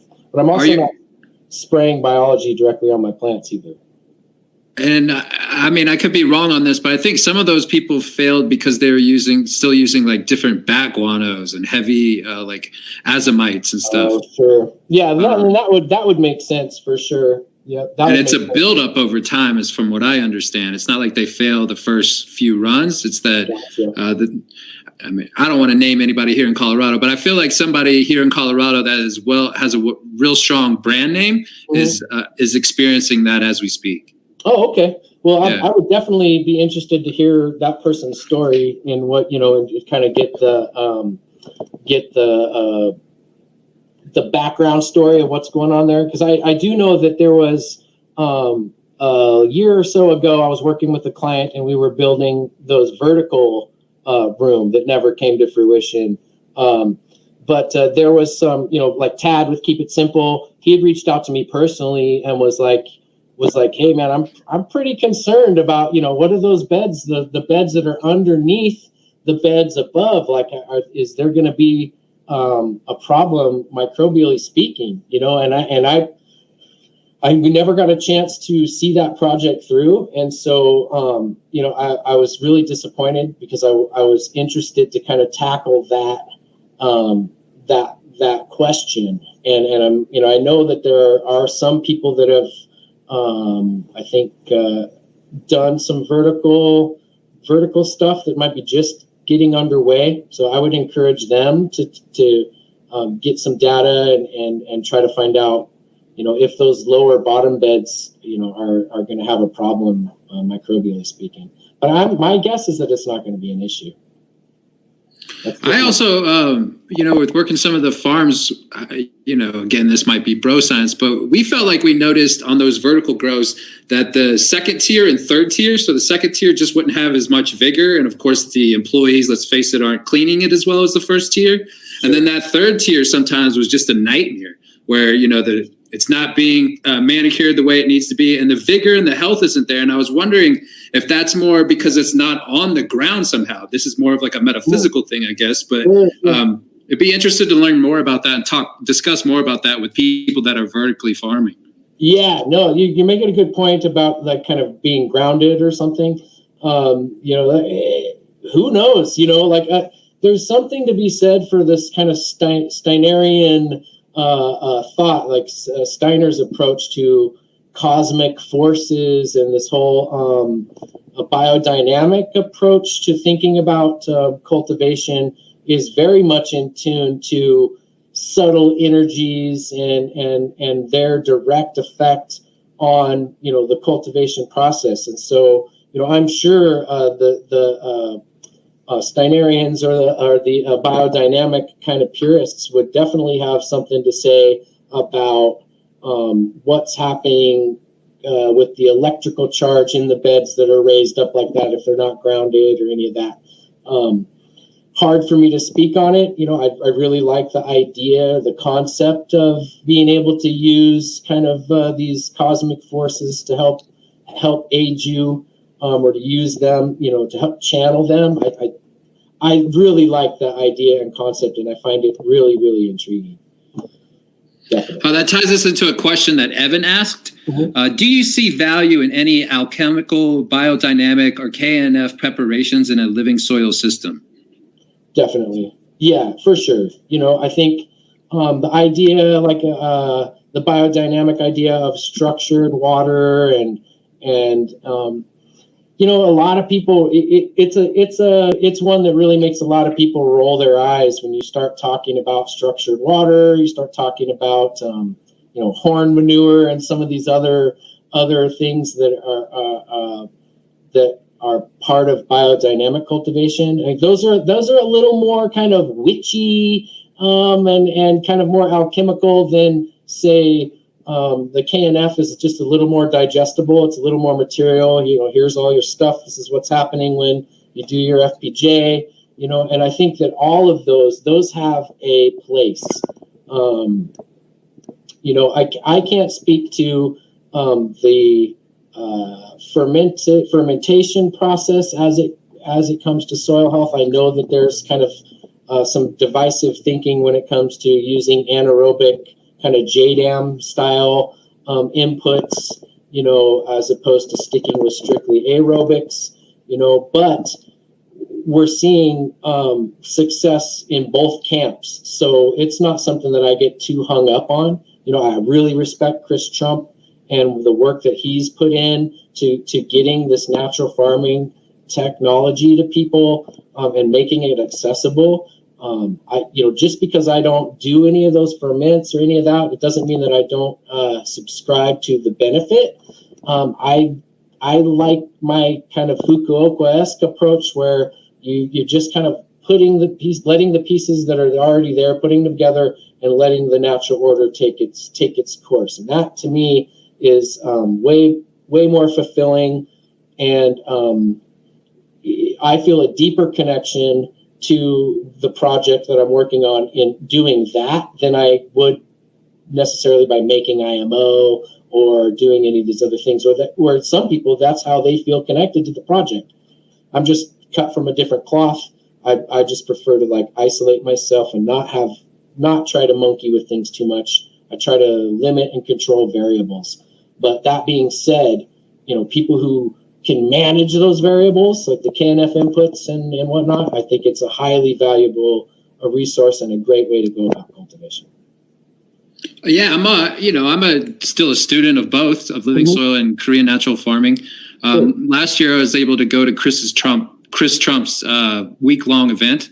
And I asked him about that biodynamic thing, about the ram's horn and all that kind of stuff. And he kind of chuckled at me and said, that was just what they used back in the day. It's us that are silly that are making it more than really what it is. So that allowed me to kind of open my eyes more to the possibilities of biodynamics. Because at first, like you were saying, it comes across as almost like voodoo or something, where you're over there doing mystical things to the plant. But I do, on the other side of things, do feel like there is a metaphysical aspect to farming cannabis.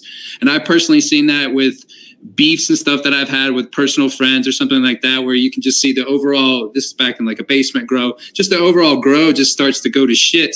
We're not changing anything that we're doing. It's just the vibes that we have towards one another. And then, of course, we want everybody, how that kind of gets when nobody likes the other person, and the grow definitely suffers. So from a metaphysical standpoint, that is the kind of stuff that I'm interested in. I just know that I do like to learn more science-based stuff.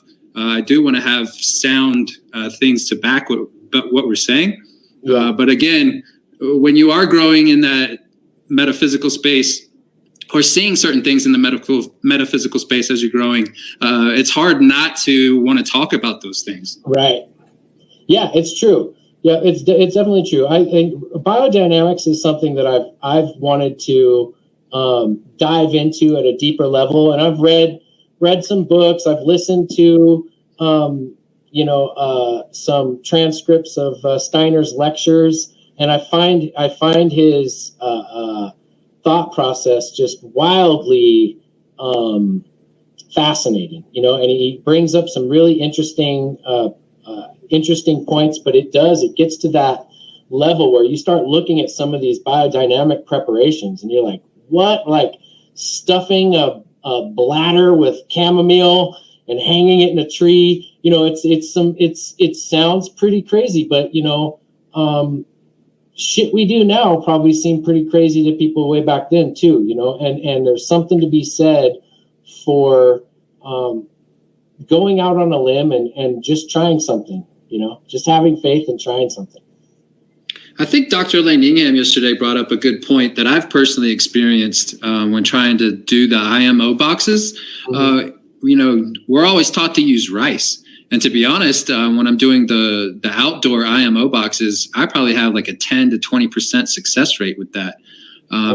Have you ever had any experience with making any of those, or that's not really your wheelhouse at all? No. Like I said, I found it intriguing, but it just never. I'm a busy guy, right? I've got a lot of irons in the fire, so there's a reason why the Fukuoka's approach really called to me, and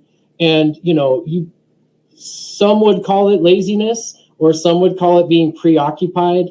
But I wanted when I realized there was a way to cultivate that required very little of my time. I was sold, because previously that I was spending a lot of time. A lot of my waking hours was spent thinking about my grow, or what I got to do, or what variable do I have to tweak now, and it just didn't work for me in my constitution. My brain needs to be in multiple places at once, just because it's how I work, and I never allowed myself the time to build the IMO box. I find it wildly exciting, and I think the concept of it is really attractive. It seems cool. I just never did it, and I have made some FPJs just to kind of mess with the process and watch the process, and get familiar with it. But it's something that never really stuck. It never, I was never like, oh man, I can't live without a Comfrey FPJ or whatever. Like,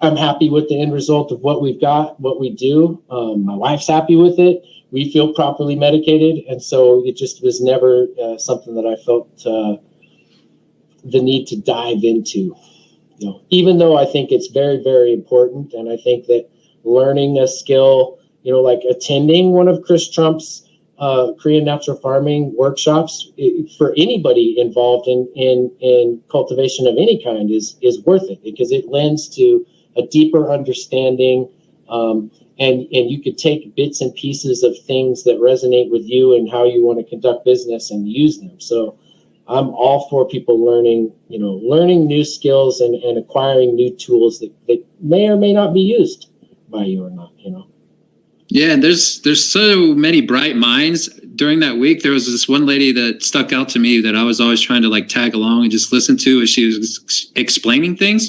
Sure. And she was from Jamaica. She just, I believe it was their second time ever in the United States. And so it was great to hear her accent and hear her talk about cannabis and ganja and the whole gamut. So yeah. Awesome. We got another question here from Andres. Do you re-amend your indoor beds between cycles? If so, how? Great question.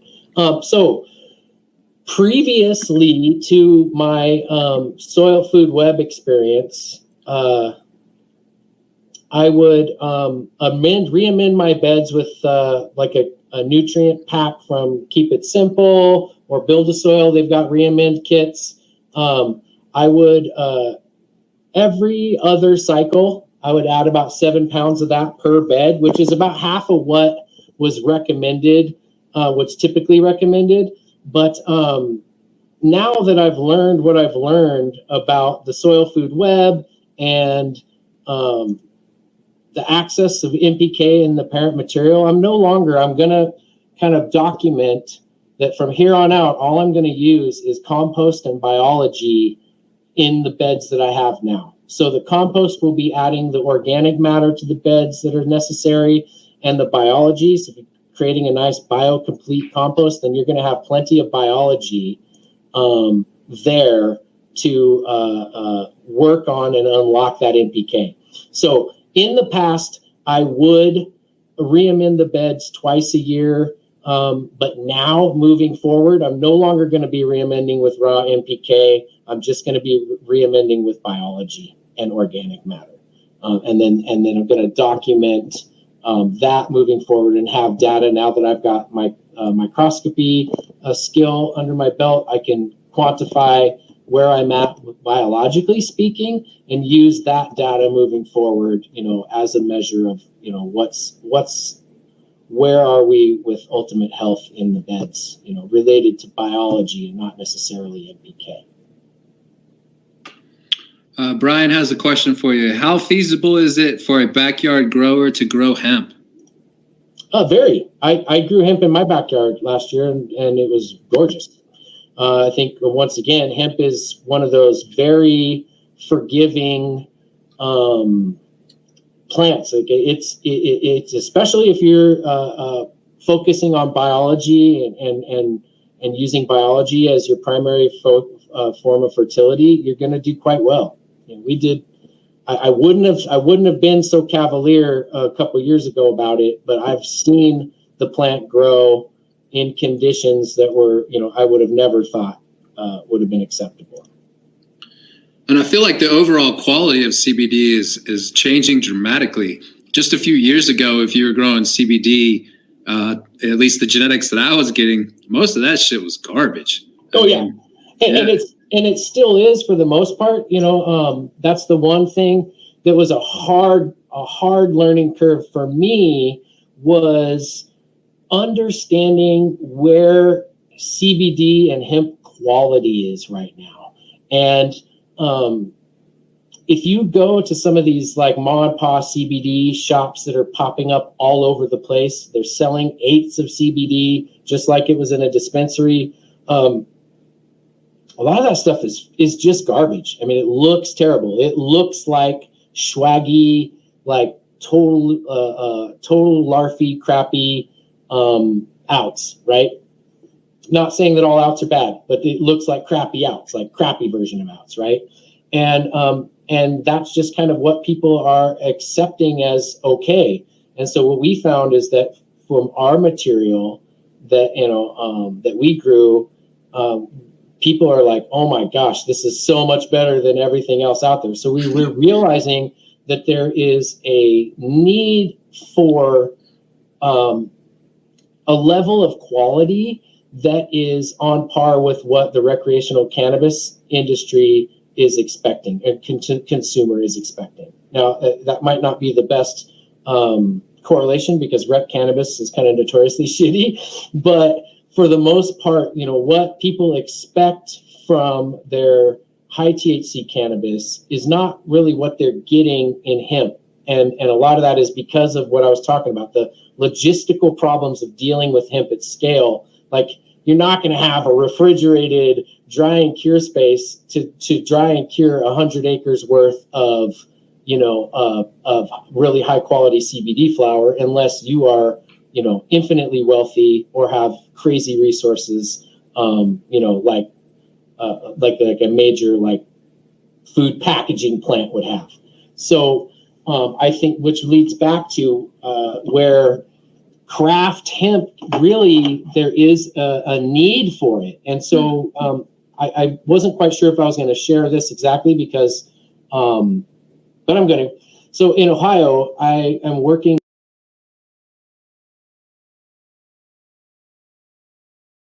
with some old Marine buddies of mine, and we're going to put together a state-of-the-art indoor hemp facility. And I know a lot of people are like, what the hell? That sounds crazy. But we're going to set up, it's about 8,000 square feet. And we're going to set it up just like I would set it up a living soil facility for high THC cannabis. We're going to cure it the same way. We're going to handle it in the same fashion, the same careful fashion. And then the idea is to deliver a quality of hemp and CBG and CBD product to the smokable flower market that has not been seen up to this point. Or if it has, it's in very, very, very small pockets. And we're talking very high quality, indoor quality, living soil grown hemp that's going to be, marketed to the smokable flower market.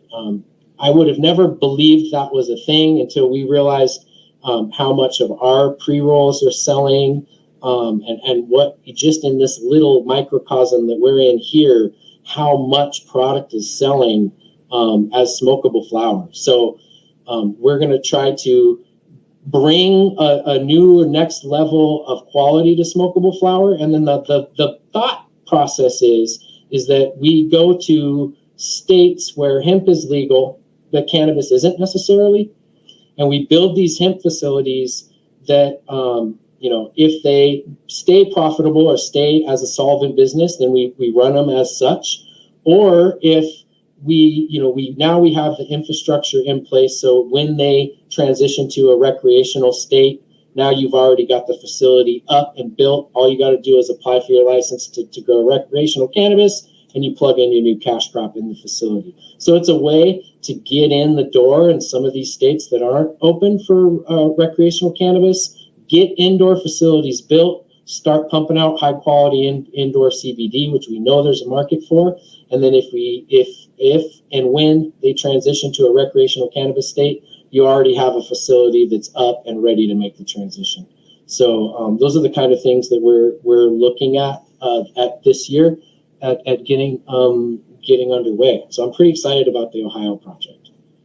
There is definitely a market for CBD smokable flower, because in Oklahoma, when I was in there last year, I was amazed at how many people were smoking what looked to me like brickweed from back in the day, talking about how much better they felt. When the market actually sees, because as far as I understand, I mean, the genetics are almost on par now if you source them correctly, where it would be hard even for us with trained eye to just maybe scan a field and be able to tell the difference between THC and CBD. Is that true? It's absolutely, man. So I was joking about this in 2019, looking at the plants that we had. If somebody dropped me in that field the year previous, and if I had nothing to do with it, and they're like, hey, hemp or cannabis, hemp or THC, what is it? All day long, I would have bet the farm it was high THC cannabis. The workers we had working, like Guatemalan, we had a lot of folks from Guatemala. We worked with a really great labor company who really treated their people like family, treated them really well. We provided a work environment that was very, very friendly and nice, and we really they enjoyed working at our facility, and we took great pride in that. A lot of those guys, they would come up, like one of the jefes, the boss would come up to me and be like, hey, I don't think this is hemp, boss. Are you sure this is hemp, boss? They were kind of worried that they got roped into working in some big illegal operation.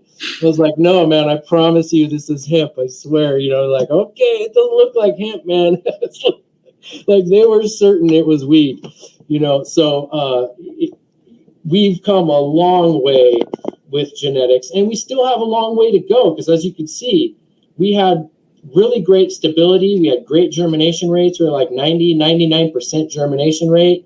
But we still had this kind of fluctuation with phenotype variance within that seed stock, So I think over the course, especially now, the government really threw us for a loop by changing the allowable THC from Delta 9 to total. So before they made that change, all the breeders were breeding to the Delta 9 standard.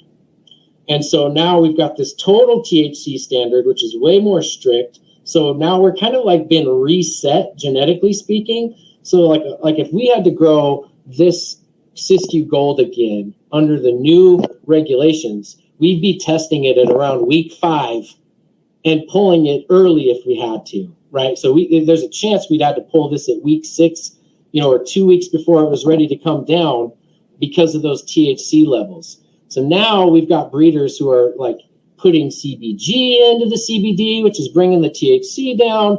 And, we're going to get to the point in the next few years where the risk of going high THC is low, but in that kind of sussing out phase, the gains that we made with bud density and quality of CBD is going to kind of waffle a little bit while the breeders make these adjustments.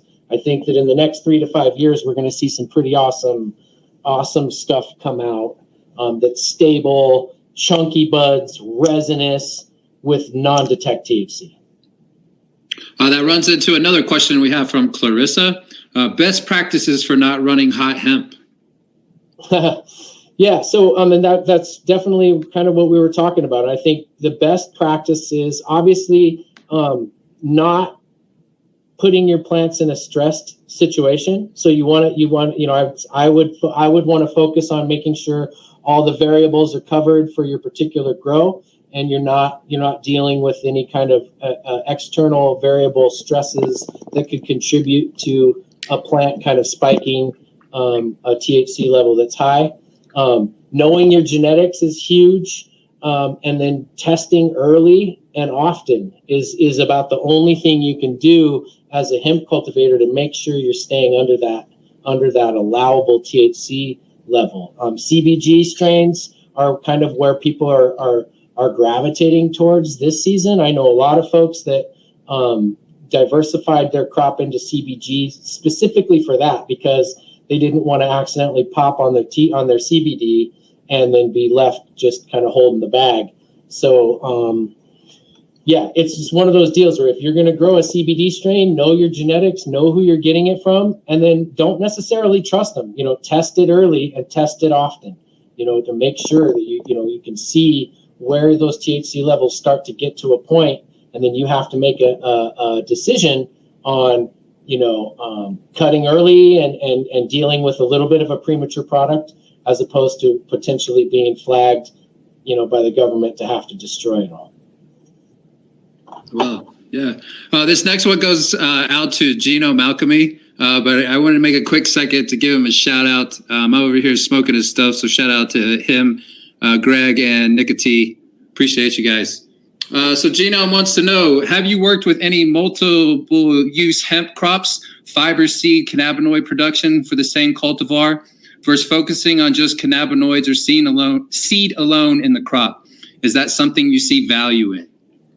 Yeah, I do see value in it. I have not worked with fiber or anything other than a CBD crop, but this big, large-scale international project that we're getting involved with is going to be dealing with hemp in all of its forms. And so I'm really excited about the possibilities there and the amount of knowledge that can be learned, and just really finding out the ways where we can squeeze every last bit of benefit from this plant out, and in a respectable fashion. Like if we're gonna exploit this plant for everything that it can give us, and exploit is a bad term, like utilize. It's a gift. It's giving it to us to use. We have a responsibility and a duty to explore everything that it has to offer, and we're really doing a disservice to the plant and to the planet in general by not doing that. So I'm definitely looking forward to drilling into more of what hemp has to offer.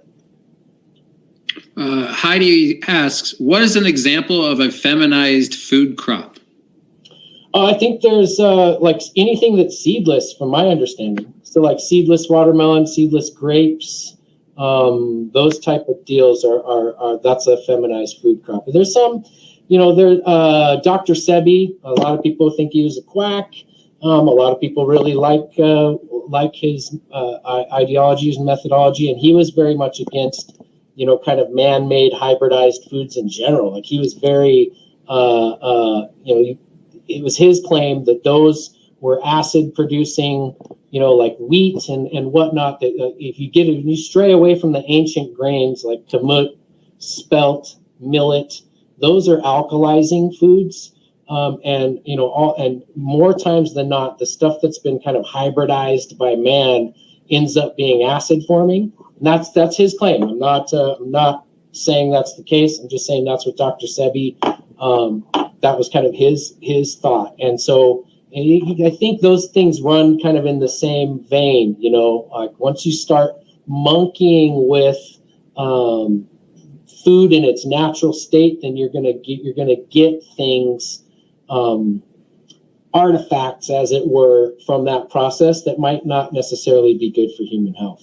And once again, I'm not sitting here on the mountaintop saying I believe these things wholeheartedly, but I find Dr. Sebi's work pretty fascinating and interesting. And I'm definitely the people who I'm, working with and moving forward with on these large scale projects who are very, very, very much against it. I really trust what they're saying and can't wait to be able to kind of jump into this. Yeah, I remember the first time I learned about Dr. Sebi, I was actually listening to a song by Nipsey Hussle, actually. And I started researching some of the stuff that he was talking about. And there's another guy on YouTube that I just want to tell everybody, his name's Dr. Berg. If you check him out, he kind of echoes the same thing. Worth listening to, and, you come to your own conclusions, but I would echo that there's some merit to that.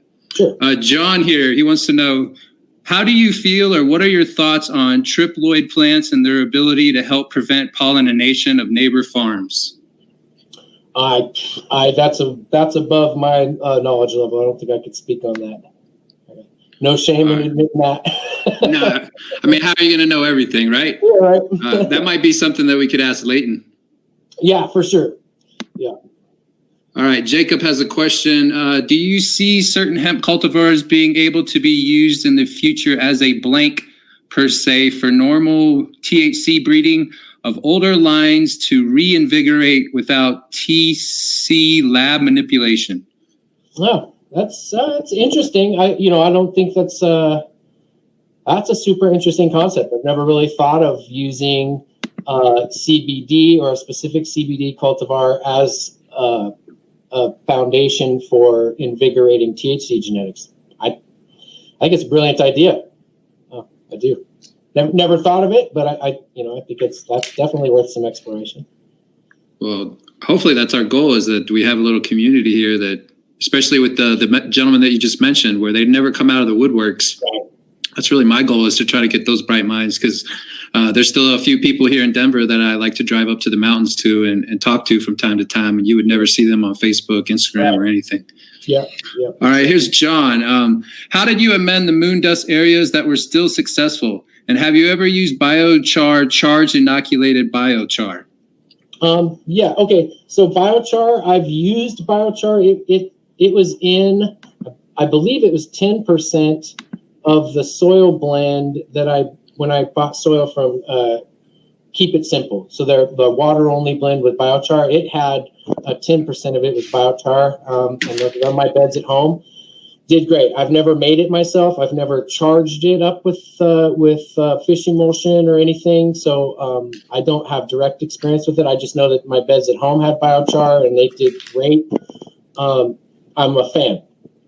I like biochar. I'm a fan as well. In Everflex, we actually make a inoculated biochar, but we always say, that basically, as far as our life is concerned, more than likely that's not going to get broken down in your lifetime, from what I understand. So use it sparingly, and it's going to be nothing but beneficial for you. Great. Jason has a quick question. Did you overhead water post pre or during the freeze? Oh, yeah. So good question. We did not overhead water before the freeze because I did not want to add more moisture into the buds that were actually going to freeze and expand and kind of destroy tissue. So we did not run water like all night. Like I think the farmer that we actually were working with, he was like, "Oh, you need to run the water all night," and I was like, "Fuck no! We're going to end up with like gigantic ice blocks, and everything's going to be laying on the ground if we do that." And he may have been right. I don't know. I wasn't willing to play that game with 70 acres of beautiful buds, and knowing that it was going to take weeks to get it out of the field. I didn't want to go down a path that I wasn't quite sure what the outcome was going to be. I was fairly certain that if the buds were dry on top, that if they got a hard freeze and it thawed the next day, that we were going to be okay, and we were. There is a farmer technique that when it's about to freeze, you just run it, and there's some thermodynamics, dynamic physics stuff that's involved there that I don't quite understand, and I think that's what the farmer who I was working with was describing to me. I was just wasn't ready to roll the dice on that. And I still feel good about not doing it because we ended up being fine in the end. It just stood to reason that if we had, a cup of water locked up in a big ass cola, that cup was going to freeze, and it was going to be a nightmare situation. And so, long story short, no, we did not do anything special with the water, though it was a topic of discussion. All right, Charles has a little bit of a lengthy question here. Sure. My work does CBD extraction in Northern California. We are trying to follow the current BCC standards for heavy materials. This has made it challenging to source hemp that passes these standards. What is your experience with heavy metal testing with hemp? A lot of the farmers we've tested in Southern Oregon are planted on former ag plots that appear to be the issue. Oh, that's a good question. We didn't have any issues on our farm with any of our product testing out that way, and we didn't know of anybody around us that did have that. So it's a good question. I do recognize that there's probably going to be a lot of that depending on the cultivation practices. I think we were fortunate enough to be cultivating on land that was fairly, that was for the most part properly cared for. There was a fair amount of conventional ag practices happening that, were at my property, we would have handled things differently. But I think that the fact that they were soil conscious at that farm probably lended to the fact that we didn't have as much trouble as, say, other people would. Jason has a question. Did Joshua notice a higher concentration of CBD in the plants that got super cropped by the wind agitation? Oh, that's a good. No, I think that what we noticed from field to field, as far as cannabinoid percentages, is that they were relatively close to one another. So much so that it was really not enough of a difference to contribute a variable to that. But what we did notice in that field where we had the high winds and the plants were super cropped is increased yield. So we definitely got more per acre in that upper field than we did in the lower fields. Now there is another variable that we kind of contributed as well, and we did get those were the first ones planted, and so the plants in that field were in about a week longer than the plants below, but the size, they ended up being similar height.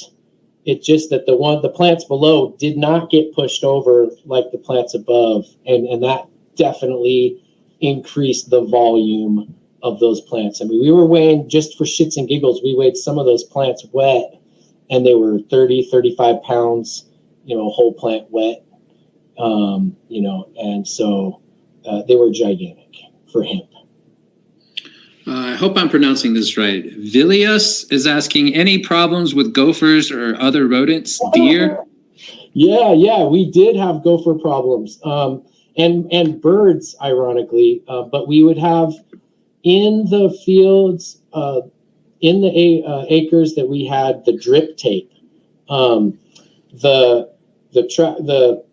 plastic, the implement that lays the plastic creates a little mound, and then it lays plastic, and so you've got this kind of mound, and the gophers would kind of just drill through the mounds and bite the drip line. So every once in a while, we would see this big blowout of water coming down the thing, and we'd have to go and, see where the gopher went in. And so we probably a dozen times over the season had to repair gopher issues with the irrigation. We never had any issues with the plants itself. And then another issue that we had, which was, it was a flippin' nightmare for about a week. But blueberries obviously attract a lot of birds, right? Because the blueberries like to pick the blueberry. The birds like to pick the blueberries and eat them. And so there's a high population of birds in that area. And so anywhere we had drip tape that was not buried and it was like sticking out like at the end of the row, water would condense on the drip tape, and the birds would go to drink the water off the tape and poke a hole. And then they would poke 6 of them. So we would be up like a mile, quarter mile, half mile away up on the ridge on one of the upper acreage, and we'd look down and we'd see rainbows happening down in the field, and we'd be like, we'd go down there and there'd be 15 sprinklers going off because we were watering and the birds had depressurized the line. So, we had to go and get a crew to go and bury every single one of those little pigtails at the end of every row. I mean, it was just hundreds and hundreds of rows.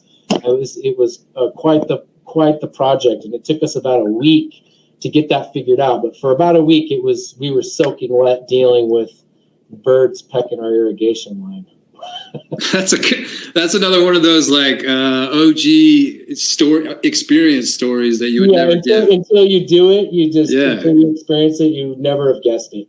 But I never in a million years guessed that birds are going to be a problem, especially at that level. But they were, man. It was frustrating to say the least. So, Professor Bluntstash, great name again, by the way. Hemp as a viable feedstock for livestock, particularly cattle. Absolutely. We're seeing a lot of. We actually got hit up by cattle farmers and ranchers saying that they're looking for good, high quality feed that's got CBD and cannabinoids in it because they know that it affects the health of their animals.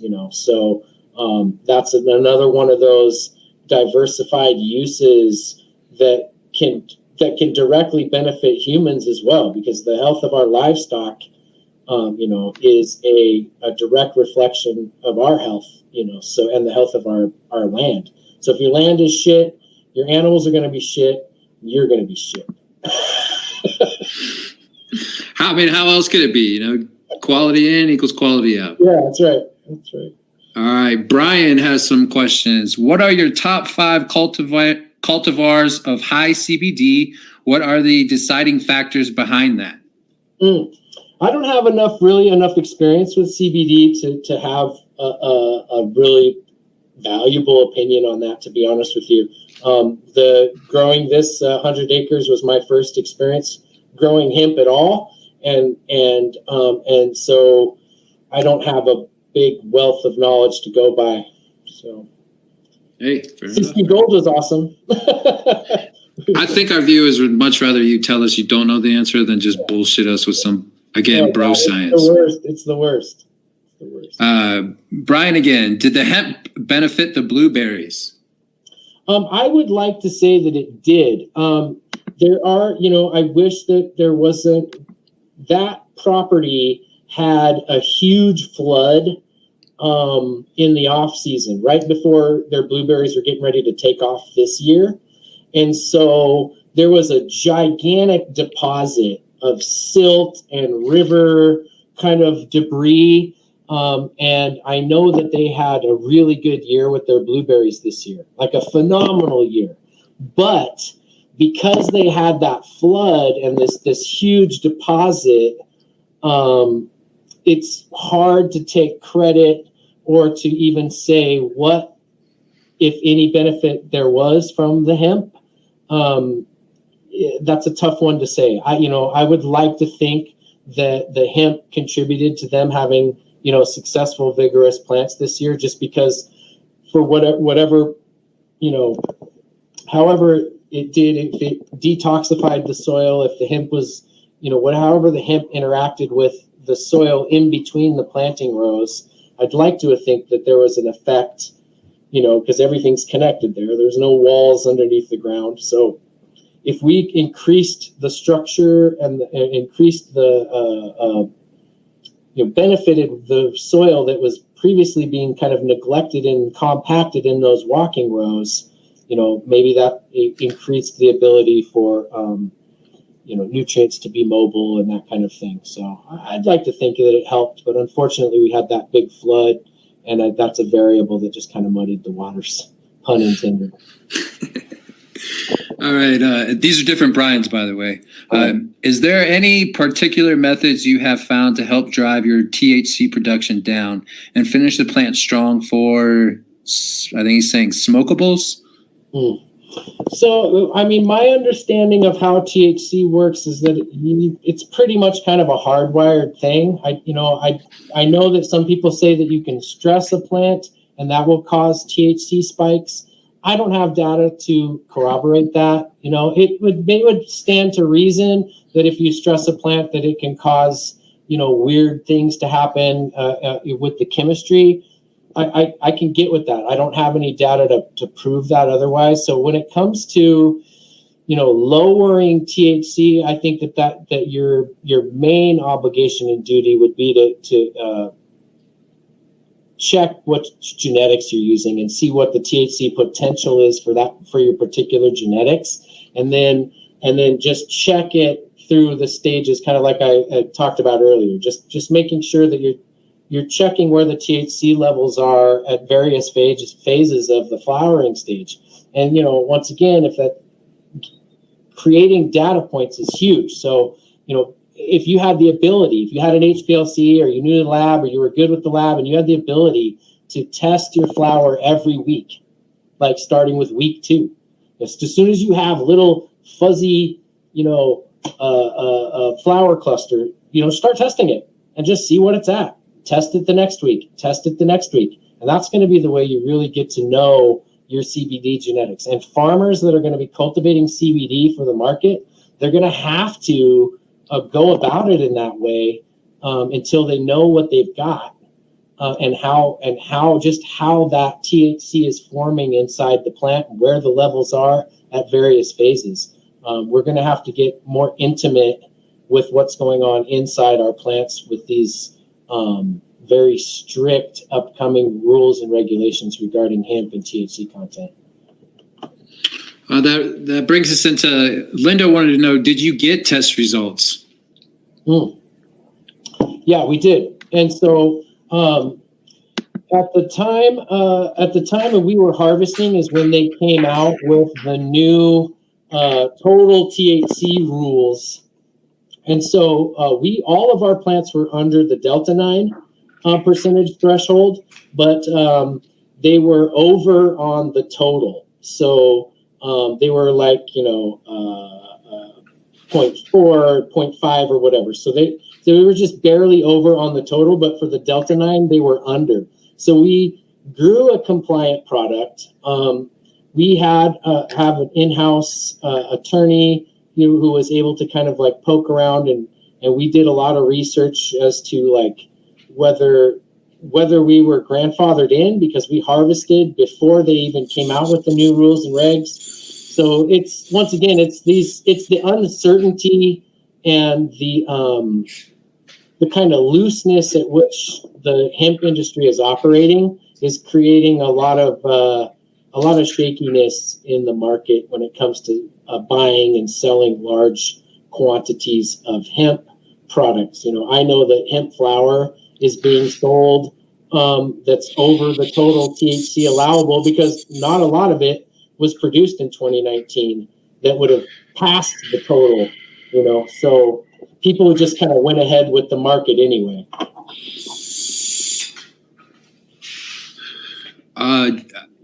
Gilad, I hope I'm saying that right. How do you monitor the mini starts to find 5 herms? Yeah, so Yeah, it is a good question. And basically, you're walking the fields.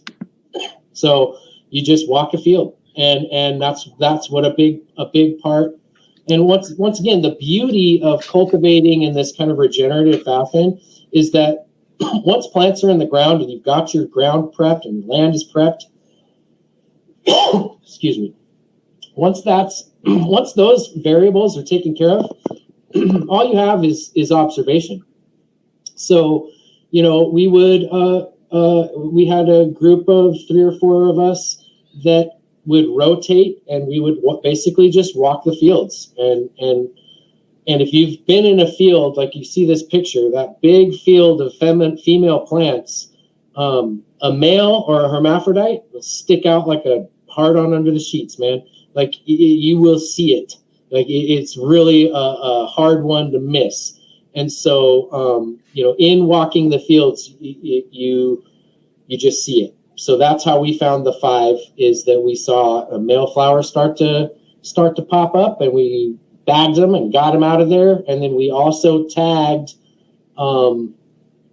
any of the plants that were in the vicinity with tape, with like a ribbon, so we can check them for seed later. We only had a couple plants that got seedy, and that's another thing that was beneficial with the overhead watering, is that were there any kind of pollen drift, the water deactivates it immediately. So, I think that that pivot watering system is a benefit for folks who are living maybe in a agriculturally concentrated area when it comes to hemp. That overhead watering system, I feel like it contributed to a lot less of seeded product around those pockets of hermaphrodism, because every other day they were getting watered. Brian wants to know, can you stress a hemp plant to the point that it gets you high?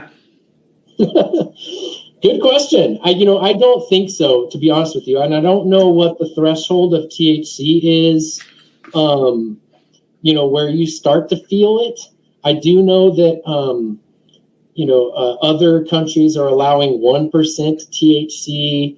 And so I just don't have enough of a frame of reference to say, whether a 1% THC, if you would be able to even feel that. I honestly doubt it. So my gut feeling is that I doubt you can stress a hemp plant to make it, intoxicating, as it were. I just don't think so. John wants to know, does it matter how you feminize seed, whether it be colloidal silver or silver thiosulfate? What are their ideas on why feminized seeds might be unhealthy, allegedly? Right.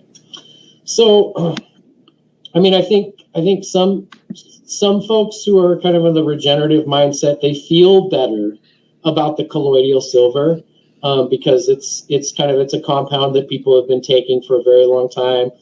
We use colloidal silver at home, on cuts and scrapes, and we take it internally. So, I think some folks don't have a problem with that.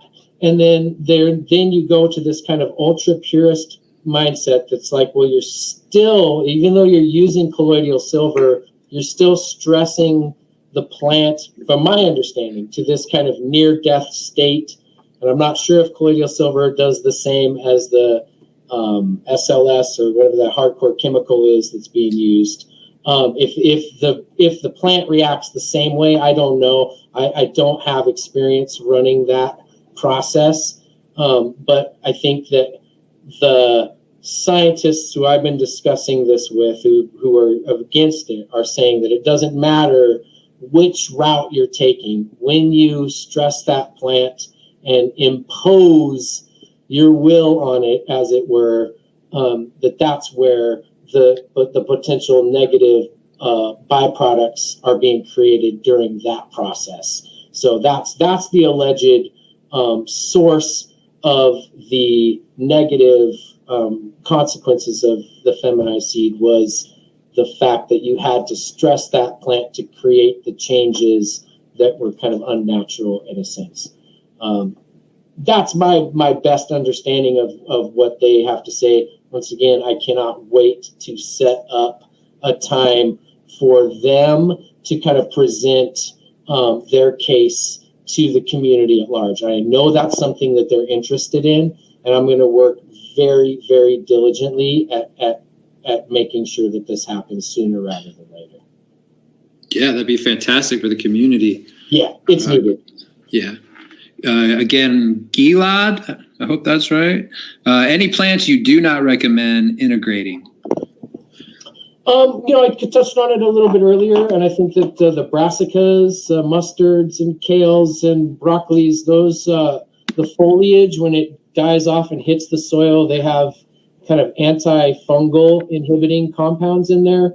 And so if you have a whole bunch of that in your soil space and you're using plants that are dependent on a mycorrhizal kind of interaction, that you could actually inhibit that with those plants. So once again, I don't recommend them in large numbers. I think that if you have a few here and there, it's not the end of the world. I think diversity is your friend in this instance, because the more diverse things you have going on, the more complex and rich your soil will be. And I think that's really ultimately what we're shooting for. So I'm against the monocropping of whatever companion or cover, and it most certainly shouldn't be brassicas or brassica heavy.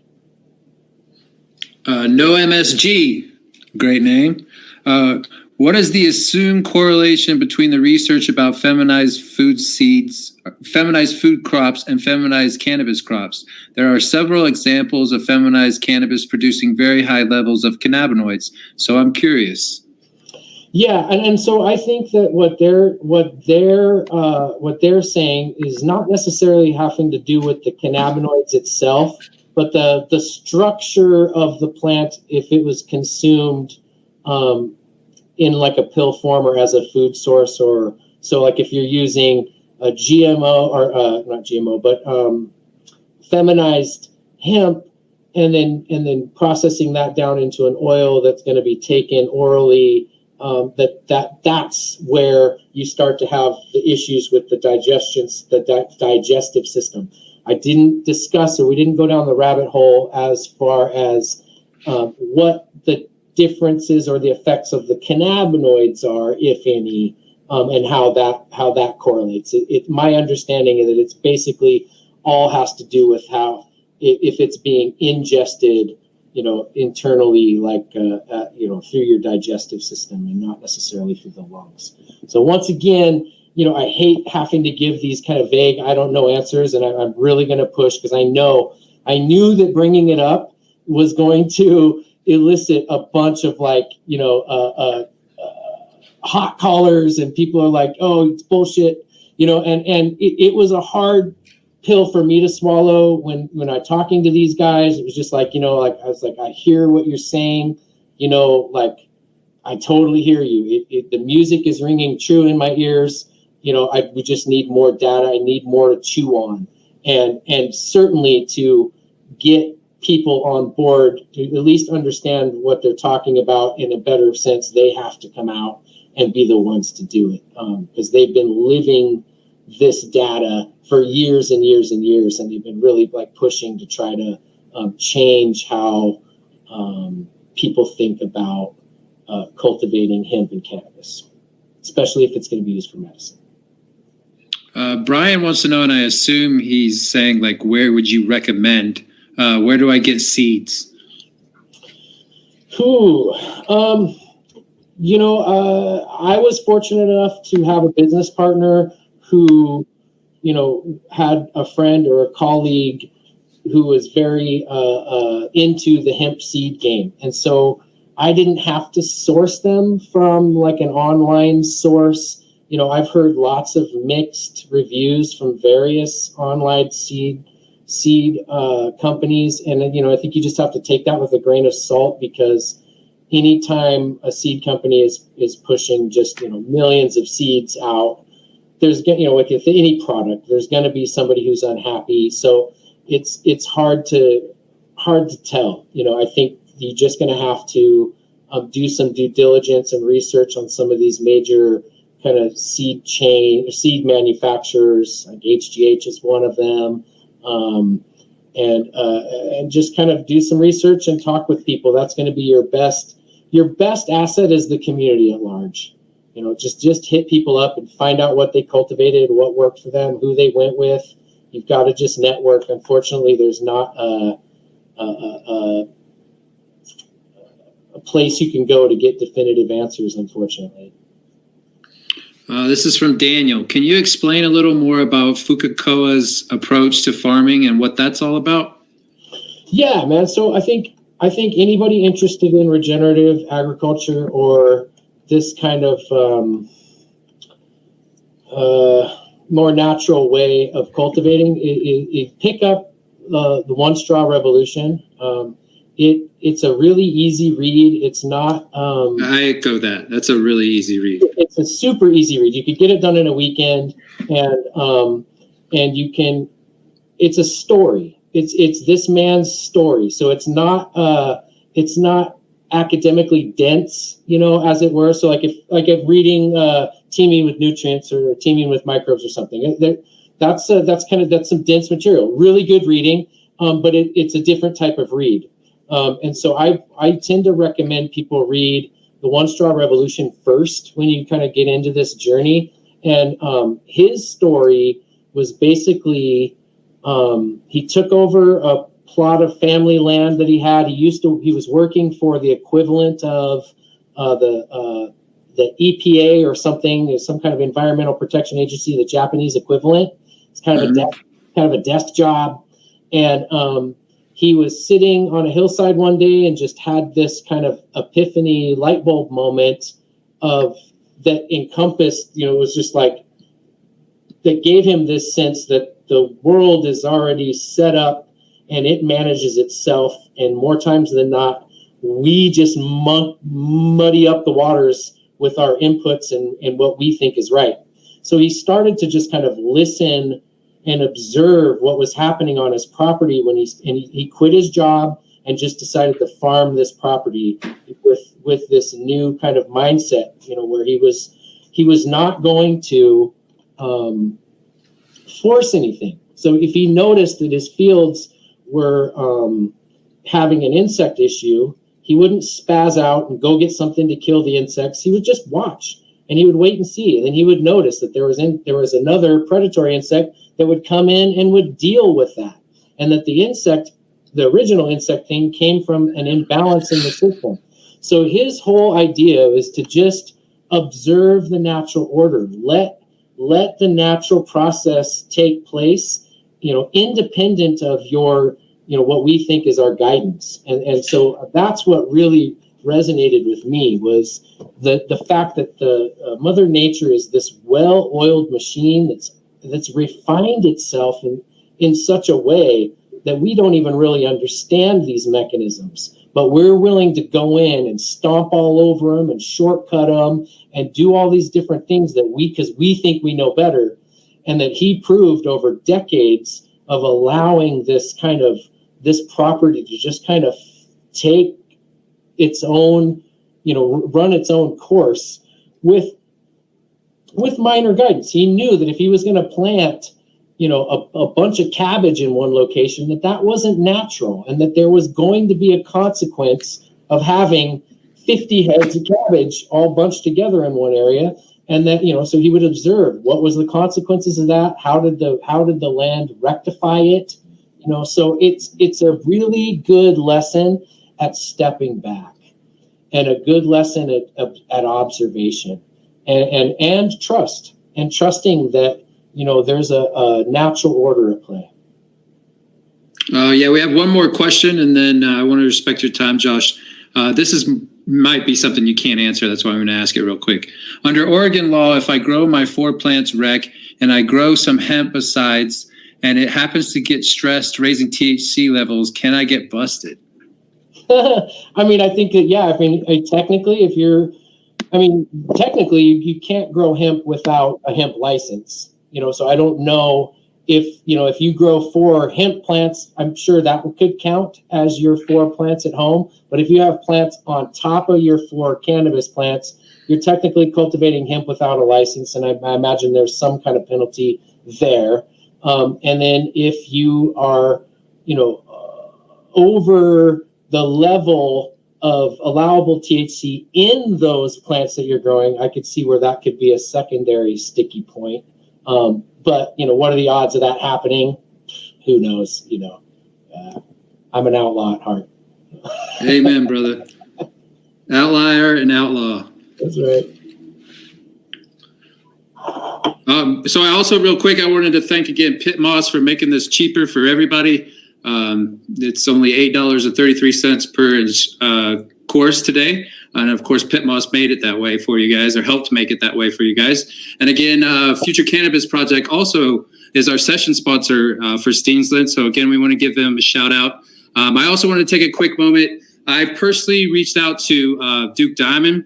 And so we're going to raise money for him on the Future Cannabis Project. I know Steensland and Layton, myself and Daniel, we all respect Duke Diamond.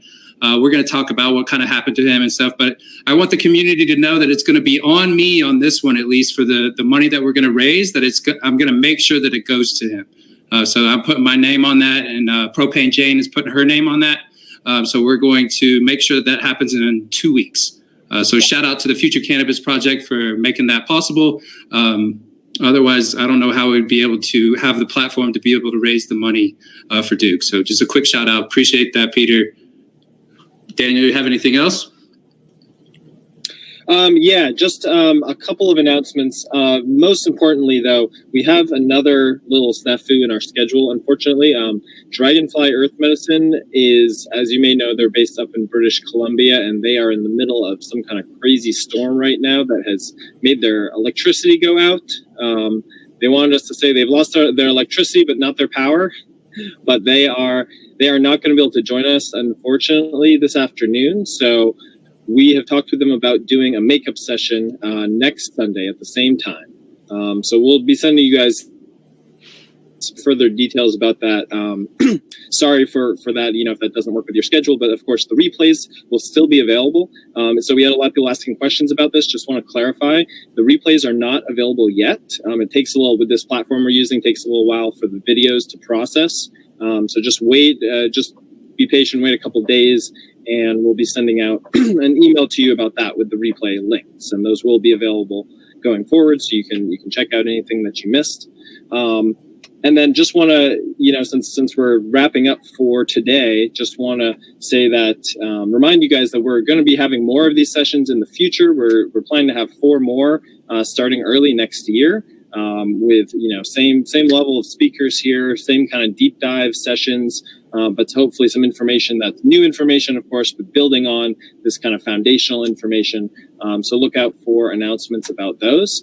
And for a couple people, I saw some people commenting that, some of the discussions yesterday, especially with Dr. Lane, were really high level. Maybe even some stuff a little bit over your head. Just want to let people know, if you go to everfluxuniversity.com, we have kind of more of a beginner level course, you might say, but we call it the Complete Living Soil course because it's for anyone who's really just trying to get started here. We kind of walk you through all the basic things that you need to know to be successful. And that is led by our very own Brian Waxman here with some guest instructors. So check that out if you're interested. But, again, we're going to be having more of these sessions here. And thank you again, Joshua, for coming on here, and thank you, Brian, and big shout out to Leighton Morrison, because he's really the brains Amen. behind this thing here. He threw this all together. He came to Brian and I, so he's super awesome. Definitely. Absolutely. And I saw a couple people like No MSG. I'm talking to you, buddy. If you guys want to help with Duke, just please DM me at 303 Organic Cannabis or my email, brian@everflux.tech. I appreciate all of you wanting to help him out. And yes, he is still locked up. So we're going to find ways to make sure that his family is taken care of. And again, it's going to be on me. I'm putting my name on it, that 100% of the money is going to go to Duke Diamond and his family. All right. Just wanted to put that out there. So it is a bummer to hear that, Daniel. That really sucks, man. I'm sure most of us were the Dem crew, Josh and Kelly, are brilliant-minded people as well. So unfortunately, I guess we'll try to make up next week, you said. So stay tuned, guys.